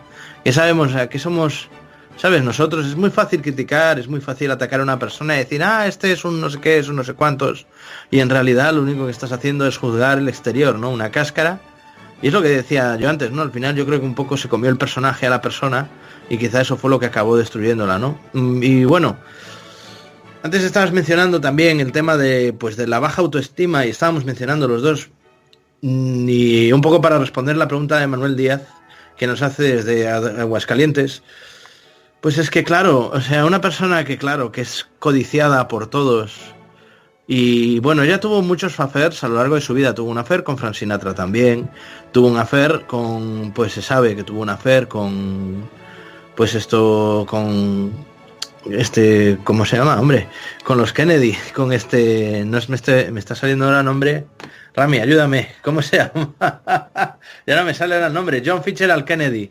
Madre mía, no me salía el nombre. Pues esto, tuvo un affair con John Fitzgerald Kennedy, sí, estuvo en la Casa Blanca varias veces, no se sabe hasta qué punto, no se ha revelado muy bien, pero sí se sabe que tuvo un affair con él, y dicen que eso fue la causa de que, bueno, que en realidad no se suicidó, que probablemente pues ella, pues acabaron con ella los servicios secretos. Bueno, el mundo de la conspiranoia, ¿no? Yo creo que realmente empezó y acabó como la mayoría de los affairs, ¿no? De los hombres de negocios, pues mira, que pueden tener cualquier cosa, y entonces pues un poco como lo que le pasó a otra gran artista de esta época, María Callas. María Callas, esto fue una gran soprano del siglo XX, y que al final, bueno, tuvo varios affairs, se casó con varias personas, y al final acabó teniendo un gran affair que fue el gran amor de su vida con Aristóteles Onassis. Y al final, cuando Aristóteles pudo casar con ella, decidió casarse, ahora que estamos hablando de los Kennedy, con Jackie Kennedy, cuando se murió, después de muerto ya John Fitzgerald Kennedy. Y entonces María Callas se quedó como, anda, el hombre de mi vida me ha abandonado, porque bueno, claro, Aristóteles Onassis en su momento le hubiera venido mejor, obviamente para sus negocios, pues casarse con una Kennedy que con María Callas. O sea, objetivamente probablemente fue así, porque estamos hablando de... Pero bueno, pasa fíjate muchas veces. Es muy curioso. A María Callas le pasó factura, a Marilyn Monroe le pasó factura tener esa vida que tuvo tan complicada, porque era una persona que, claro, todo lo que tocaba se convertía pues en un objeto de deseo, ¿no? Todo aquello que decía, todos los comentarios, jugaba muchísimo en las entrevistas a los equívocos, a que lo que dijera todo se podía convertir en algo, pues eso, sexual. Entonces se convirtió en una fantasía. Y al final no somos fantasías, somos personas de carne y hueso. Y somos personas reales. Y eso que le pasó. Pero vivimos, a veces el motor de nuestra realidad son los sueños y la fantasía, ¿no?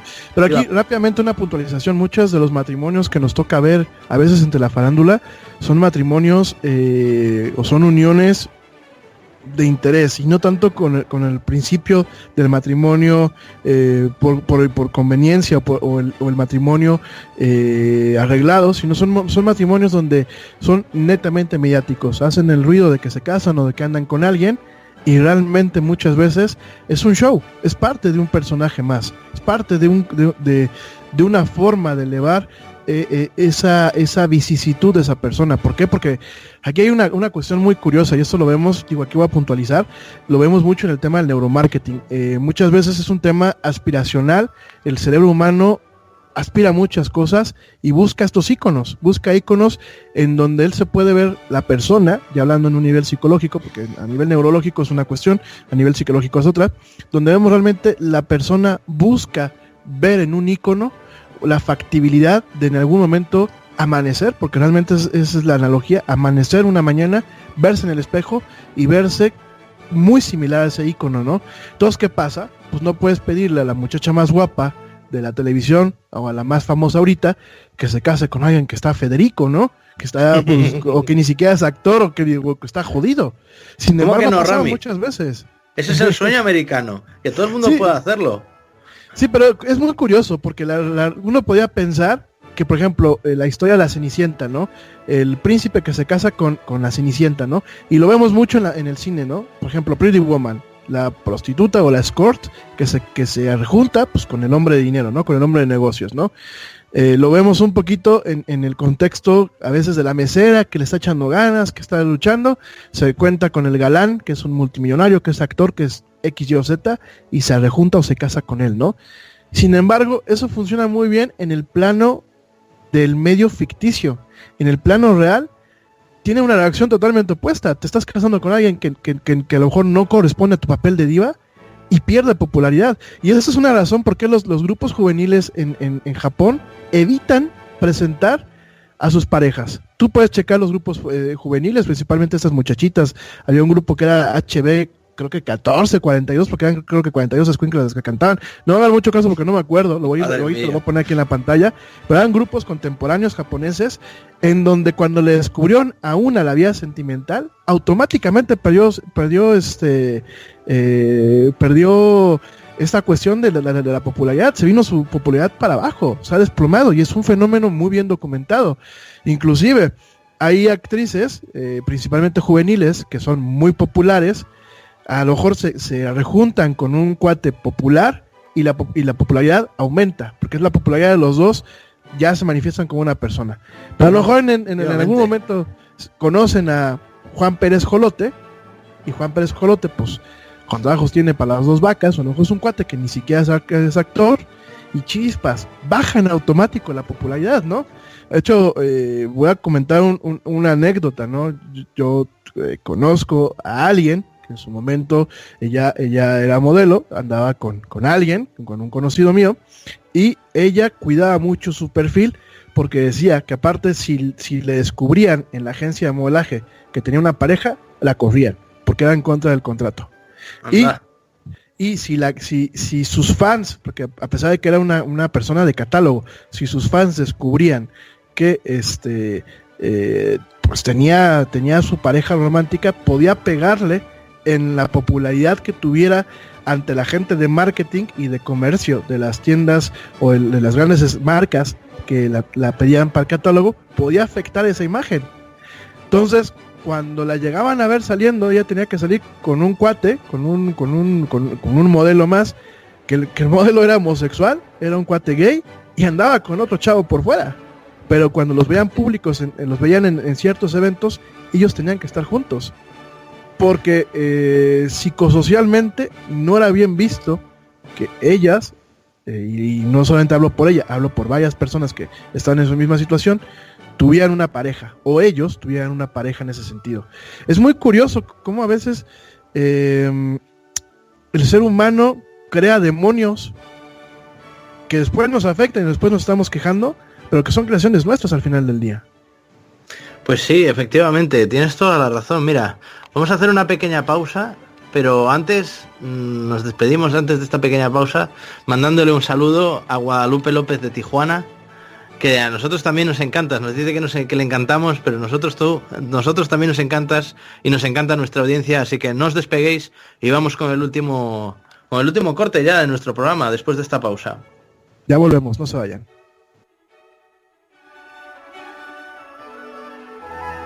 Continuamos en nuestro tour por las artes. Regresamos.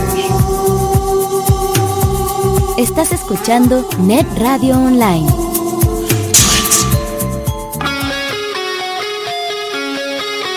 Escúchanos. Somos Net Radio, viviendo contigo en el tiempo y en el espacio, donde el sonido lo pones tú, la magia. Net Radio.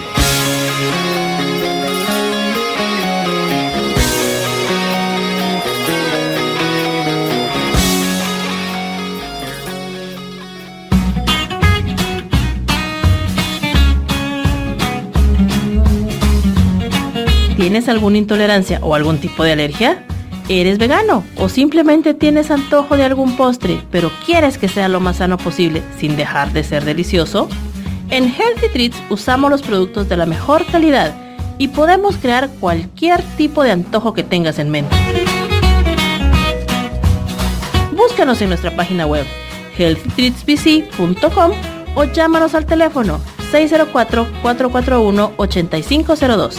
Recuerda, en Healthy Treats tenemos algo especialmente para ti.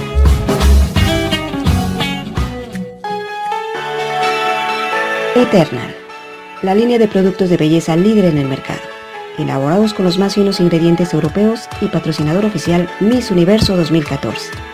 Sé parte de este grupo de profesionales exitosos y empieza a ganar dinero ahora. Luce ya dinero con Eternal. Informes al teléfono 140-8799-0825. Eterna.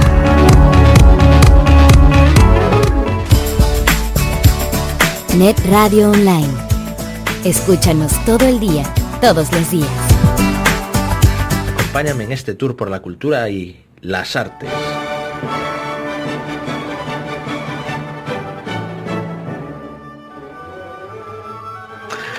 Y regresamos después de... Ya estamos en el último corte del programa, queridos amigos y amigas y telespectadores, bueno, radioespectadores, pues no sois telespectadores, no nos estáis viendo por la tele, radioespectadores de Allende los Mares, de México, de Canadá, de Manitoba, de Los Ángeles.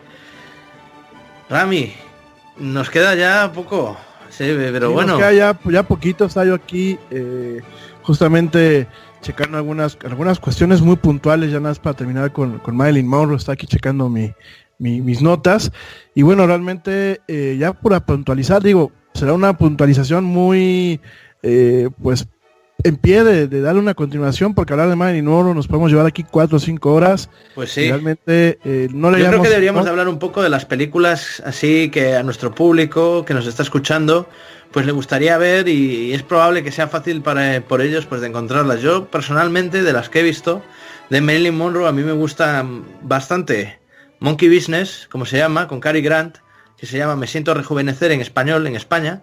Sí. Y yo les recomendaría personalmente lo que a mí me parece quizá la más brillante de sus comedias, Con falda hacia loco, en español se llamó, en inglés se llama Some Like It Hot, dirigida por Billy Wilder en el año, pues creo que fue en 58 y tal. Bueno, es de las últimas que hizo antes de ya un poco del declive. Luego tiene varias buenas, tiene Niágara, que está bien, tiene The Misfits con John Huston, que hay gente que dice que no es buena, pero bueno, John Huston es un grandísimo director, entonces claro, una película mala de John Huston es una película buena de cualquier otro director, porque claro, es que eso es así, es que es como decir, es que es una película mala de Scorsese, ya, pero es que una película mala de Scorsese es una obra maestra comparado con una película, yo que sé, de Uwe Boll. Es que, claro. Bueno, es que tampoco hay que ser ofensivos, de la que hablaremos en nuestro programa, dentro de nuestro ciclo de grandes directores de la historia del cine. gran director de películas tan reseñables como ¿cómo era? Alone in the Dark, Blood Rain, House of the Dead, Postal, bueno, es que era ya nada más de hablarlo se me acaban de enchinar los vellos de las manos. Yo creo que, retomando a Marilyn Monroe, antes de seguirnos con otro tema para cerrar el programa, yo me quedaría con, obviamente, Los caballeros las prefieren rubias, de 1953, creo que es muy emblemática. No, efectivamente. Sobre todo porque hay una escena, la parte en donde pues Marilyn Monroe dice que le gustan los diamantes, que la ha repetido, en su momento la repitió Madonna en uno de sus videos, me parece que Material Girl fue donde la repitió, donde emuló esta escena. Thalía, en su momento la cantante y actriz mexicana, que bueno, es otro tema también para otro programa. Thalía en su momento también en uno de sus videos emuló esta escena de los cabellos las prefieren rubias. Y realmente es una película muy emblemática del cine contemporáneo, ¿no? Para mí sería la primera. La segunda sería How to Marry a Millionaire, cómo casarse con un millonario. Creo que lo dice todo el título y la verdad vale la pena verla. Y a mí me gustó también en su momento la de Something's Got to Give. Es un poco lenta, es un poquito sosa en algunas cuestiones. Fue realmente su última película, la dirigió George Cukor y sale con Dean Martin y Sid Charisse. Realmente pues es un remake de Mi esposa favorita de 1940. Es una comedia, pero pues no está mal, la verdad es una película bonita. Son de esas, todavía un poco del cine rosa, ¿no? A veces se extraña un poco el cine rosa, se extraña un poquito el cine soso, ¿no? Realmente sí, y sobre todo, mira, por ejemplo, la gente que salimos de comunicación, a veces queremos que todo tenga profundidad y que todo tenga matices y que todo sea totalmente bien armonizado y bien orquestado y que los planos sean perfectos.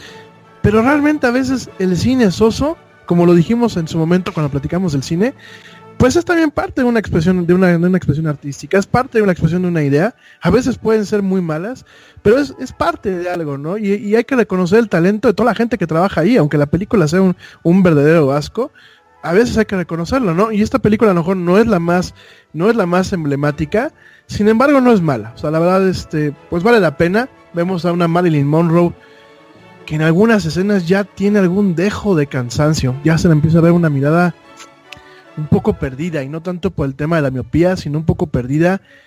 Yo creo que ya pasaban muchas cosas por su cabeza, ¿no? Y sin embargo, bueno, intentaba seguir haciendo, pues, reír a la gente, ¿no? Entreteniendo a la gente, porque no es un tema de risa, es un tema de entretenimiento.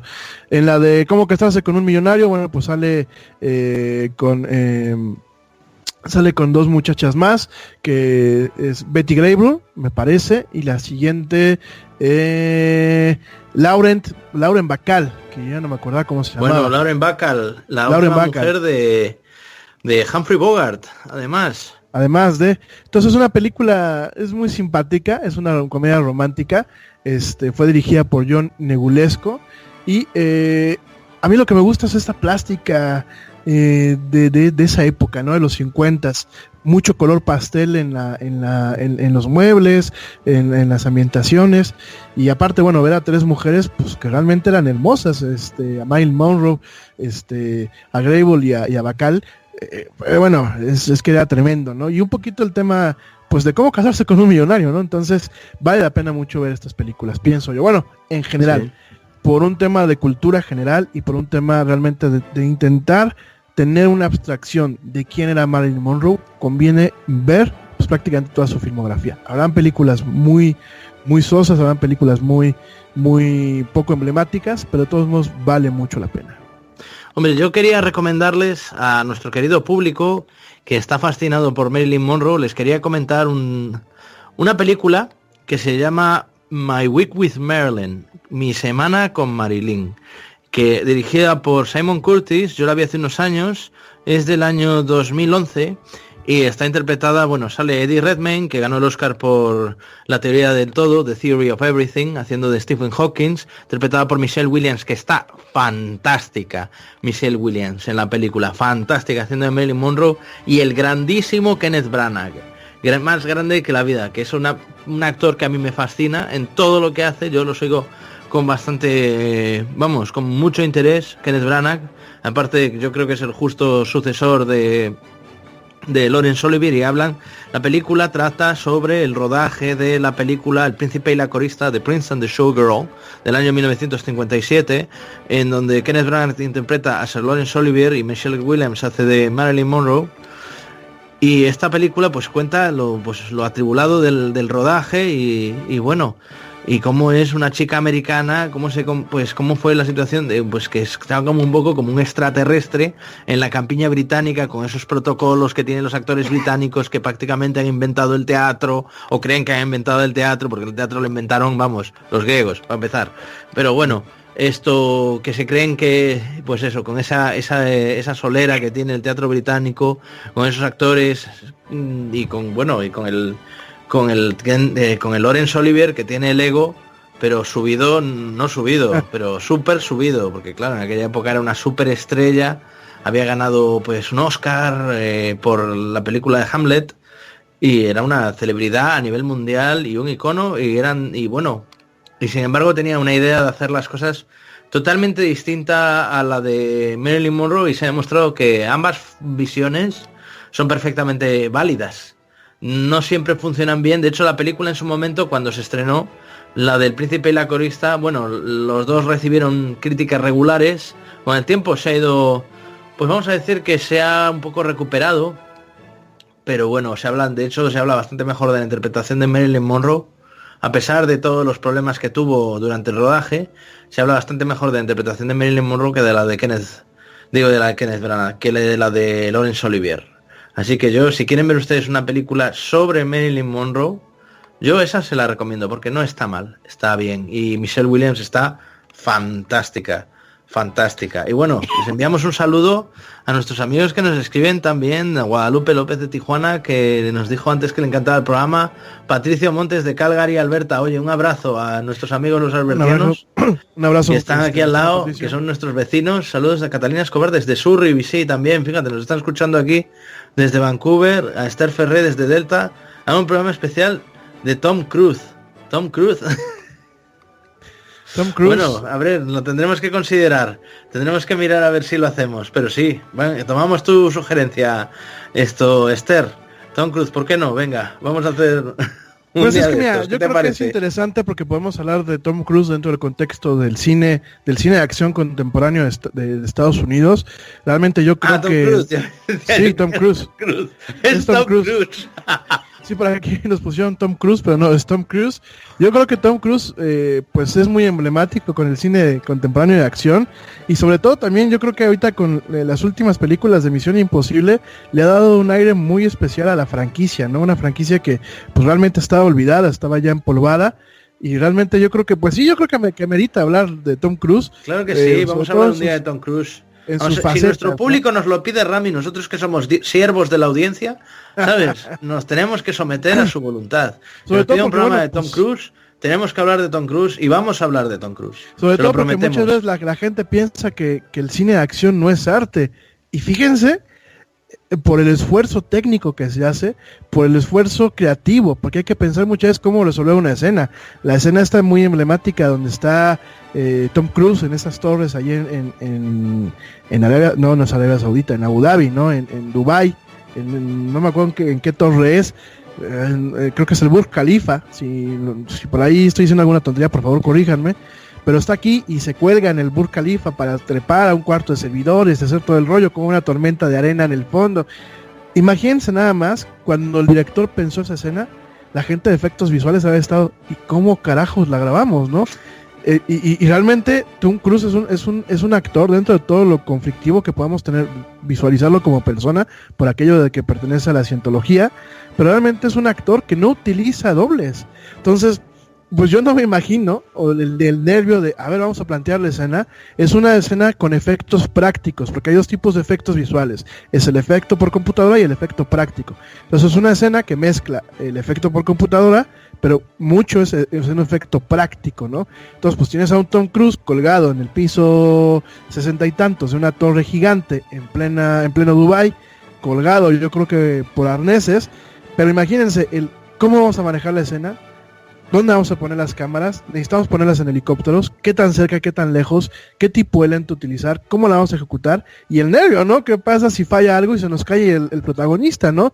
Entonces, para mí, en muchos aspectos, la gente dice es que cuando vas a ver un cine de acción, no ves arte. Perdónenme, es arte por toda esta creatividad, por toda esta resolución de errores que se tienen, de situaciones que se deben de pensar, y por todo este esfuerzo humano y talento humano que se vierte no solamente en el actor, sino en toda la gente que está involucrada en una película, que ustedes quédense un día a ver los créditos al final, y son miles de personas que están involucradas en una producción. Con todo gusto, mi querida Esther. vamos a hablar en su momento de Tom Cruise, como el artista que es, como el ícono de cine de acción que es actualmente, y también platicamos un poquito sobre el lado humano y conflictivo que tiene actualmente. Yo quiero hacer un apunte antes de hablar, de cerrar el tema, pero del que hablaremos mucho más. Tom Cruise no solo es actor de cine de acción, Tom Cruise tiene películas que no son películas de acción, tiene Cóctel, tiene El color del dinero, estaba contándome, o sea, con Tom Cruise han contado grandes directores de la historia del cine y han hecho películas muy pioneras, como por ejemplo Steven Spielberg, con él contó para hacer Minority Report, que es una película que hoy en día ya no es que esté en boga, es una película de una rabiosa actualidad. Sí. O sea, Minority Report, y luego el último Kubrick, la última película de Stanley Kubrick, Eyes Wide Shut. Ahí está Tom Cruise con su exmujer ahora, con Nicole Kidman, y tiene un montón de colaboraciones. O sea, Tom Cruise es un tío que hay que tenerle mucho respeto, al margen de... Yo creo que su faceta personal, yo creo que él tiene un par de, como decimos en España, un par de bemoles, ¿no? Por ser tan vocal sobre sus creencias, y yo creo que es una cosa que en el fondo ha empañado un poco su carrera, pero sin embargo, ¿sabes? No hay que olvidar que es un tío que ha hecho grandes películas y que, oye, pues igual hay gente que dice, pues que lo cuestiona un poco más como actor, porque se pasa la vida corriendo. La verdad es que es verdad, en todas las películas se pasa la vida corriendo. Decían que la película de Minority Report se lo habían ofrecido a Javier Bardem y Javier Bardem la rechazó porque decía que no corría tan bien, que se lo ofreciesen a Tom Cruise, que se pasaba el día corriendo, y efectivamente se pasa el día corriendo en sus películas, va corriendo de un lado a otro, parece Sonic el erizo. Pero bueno, hablaremos de él mucho más, y es un actor que ha dado grandes películas al cine, y que, es que claro, es que es un poco como Leonardo DiCaprio, ¿no? La gente se reía de Leonardo DiCaprio, y un día de estos, de repente Tom Cruise te sale con una película que dices, anda, y le dan el Oscar al mejor actor. Y es que es así, también se reían hasta hace 2 días de Casey Affleck.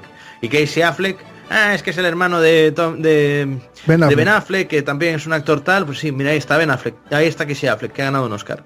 Y ahí está es que claro, es que esta gente de repente te sorprende. ¿Sí? Los actores no son así, nos quedan 2 minutos, son gente polifacética, que puede dar mucho de sí. Y nos quedan 2 minutos ya para terminar el programa. Rami, despide el programa como siempre haces, con tu buen hacer y tu gran experiencia en este tema. Ya, rápidamente, antes de despedirlo, en los 2 minutos que tenemos, aquí en Las Artes nos gusta generar lazos, nos gusta entrelazar conceptos. Rápidamente, Manu hablaba de Minority Report. Minority Report está basado en la novela corta del mismo nombre de este gran escritor que es Dios bendito, se me acaba de decir el nombre, es Philip K. Dick, que ha sido muy prolífico, es muy prolífico, ha sido uno de los grandes exponentes de la ciencia ficción.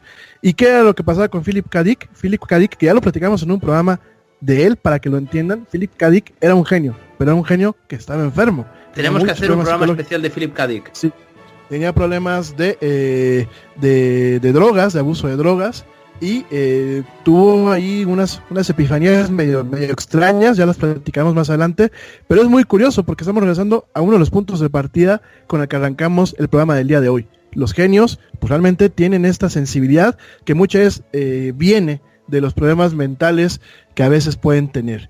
Y realmente, pues para cerrar, me gustaría cerrar con una frase de Marilyn Monroe, de las tantas que se le achacan. Y esta, realmente, lo que dice Marilyn Monroe, una de las frases más emblemáticas.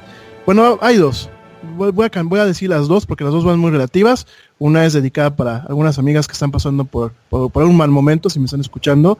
Dicen que las desilusiones te hacen abrir los ojos y cerrar el corazón. Esa es la primera. Pero la segunda es: no presumas de haber sido el primero en mi corazón si no fuiste suficientemente inteligente para ser el último.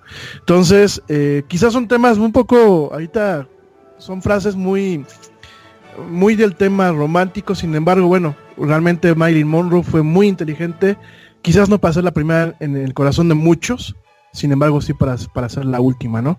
Y creo que con eso nos quedamos, con esa Marilyn Monroe, que es actriz, que es mujer, que es musa, pero ante todo fue una gran, excelente ser humano en muchos aspectos, que deja el legado que yo creo que muchos en algún momento quisiéramos dejar. Deja una huella muy profunda y un legado muy grande sobre el cual muchas mujeres han seguido construyendo y evolucionando esta imagen icónica de este símbolo del sexo que es Marilyn Monroe.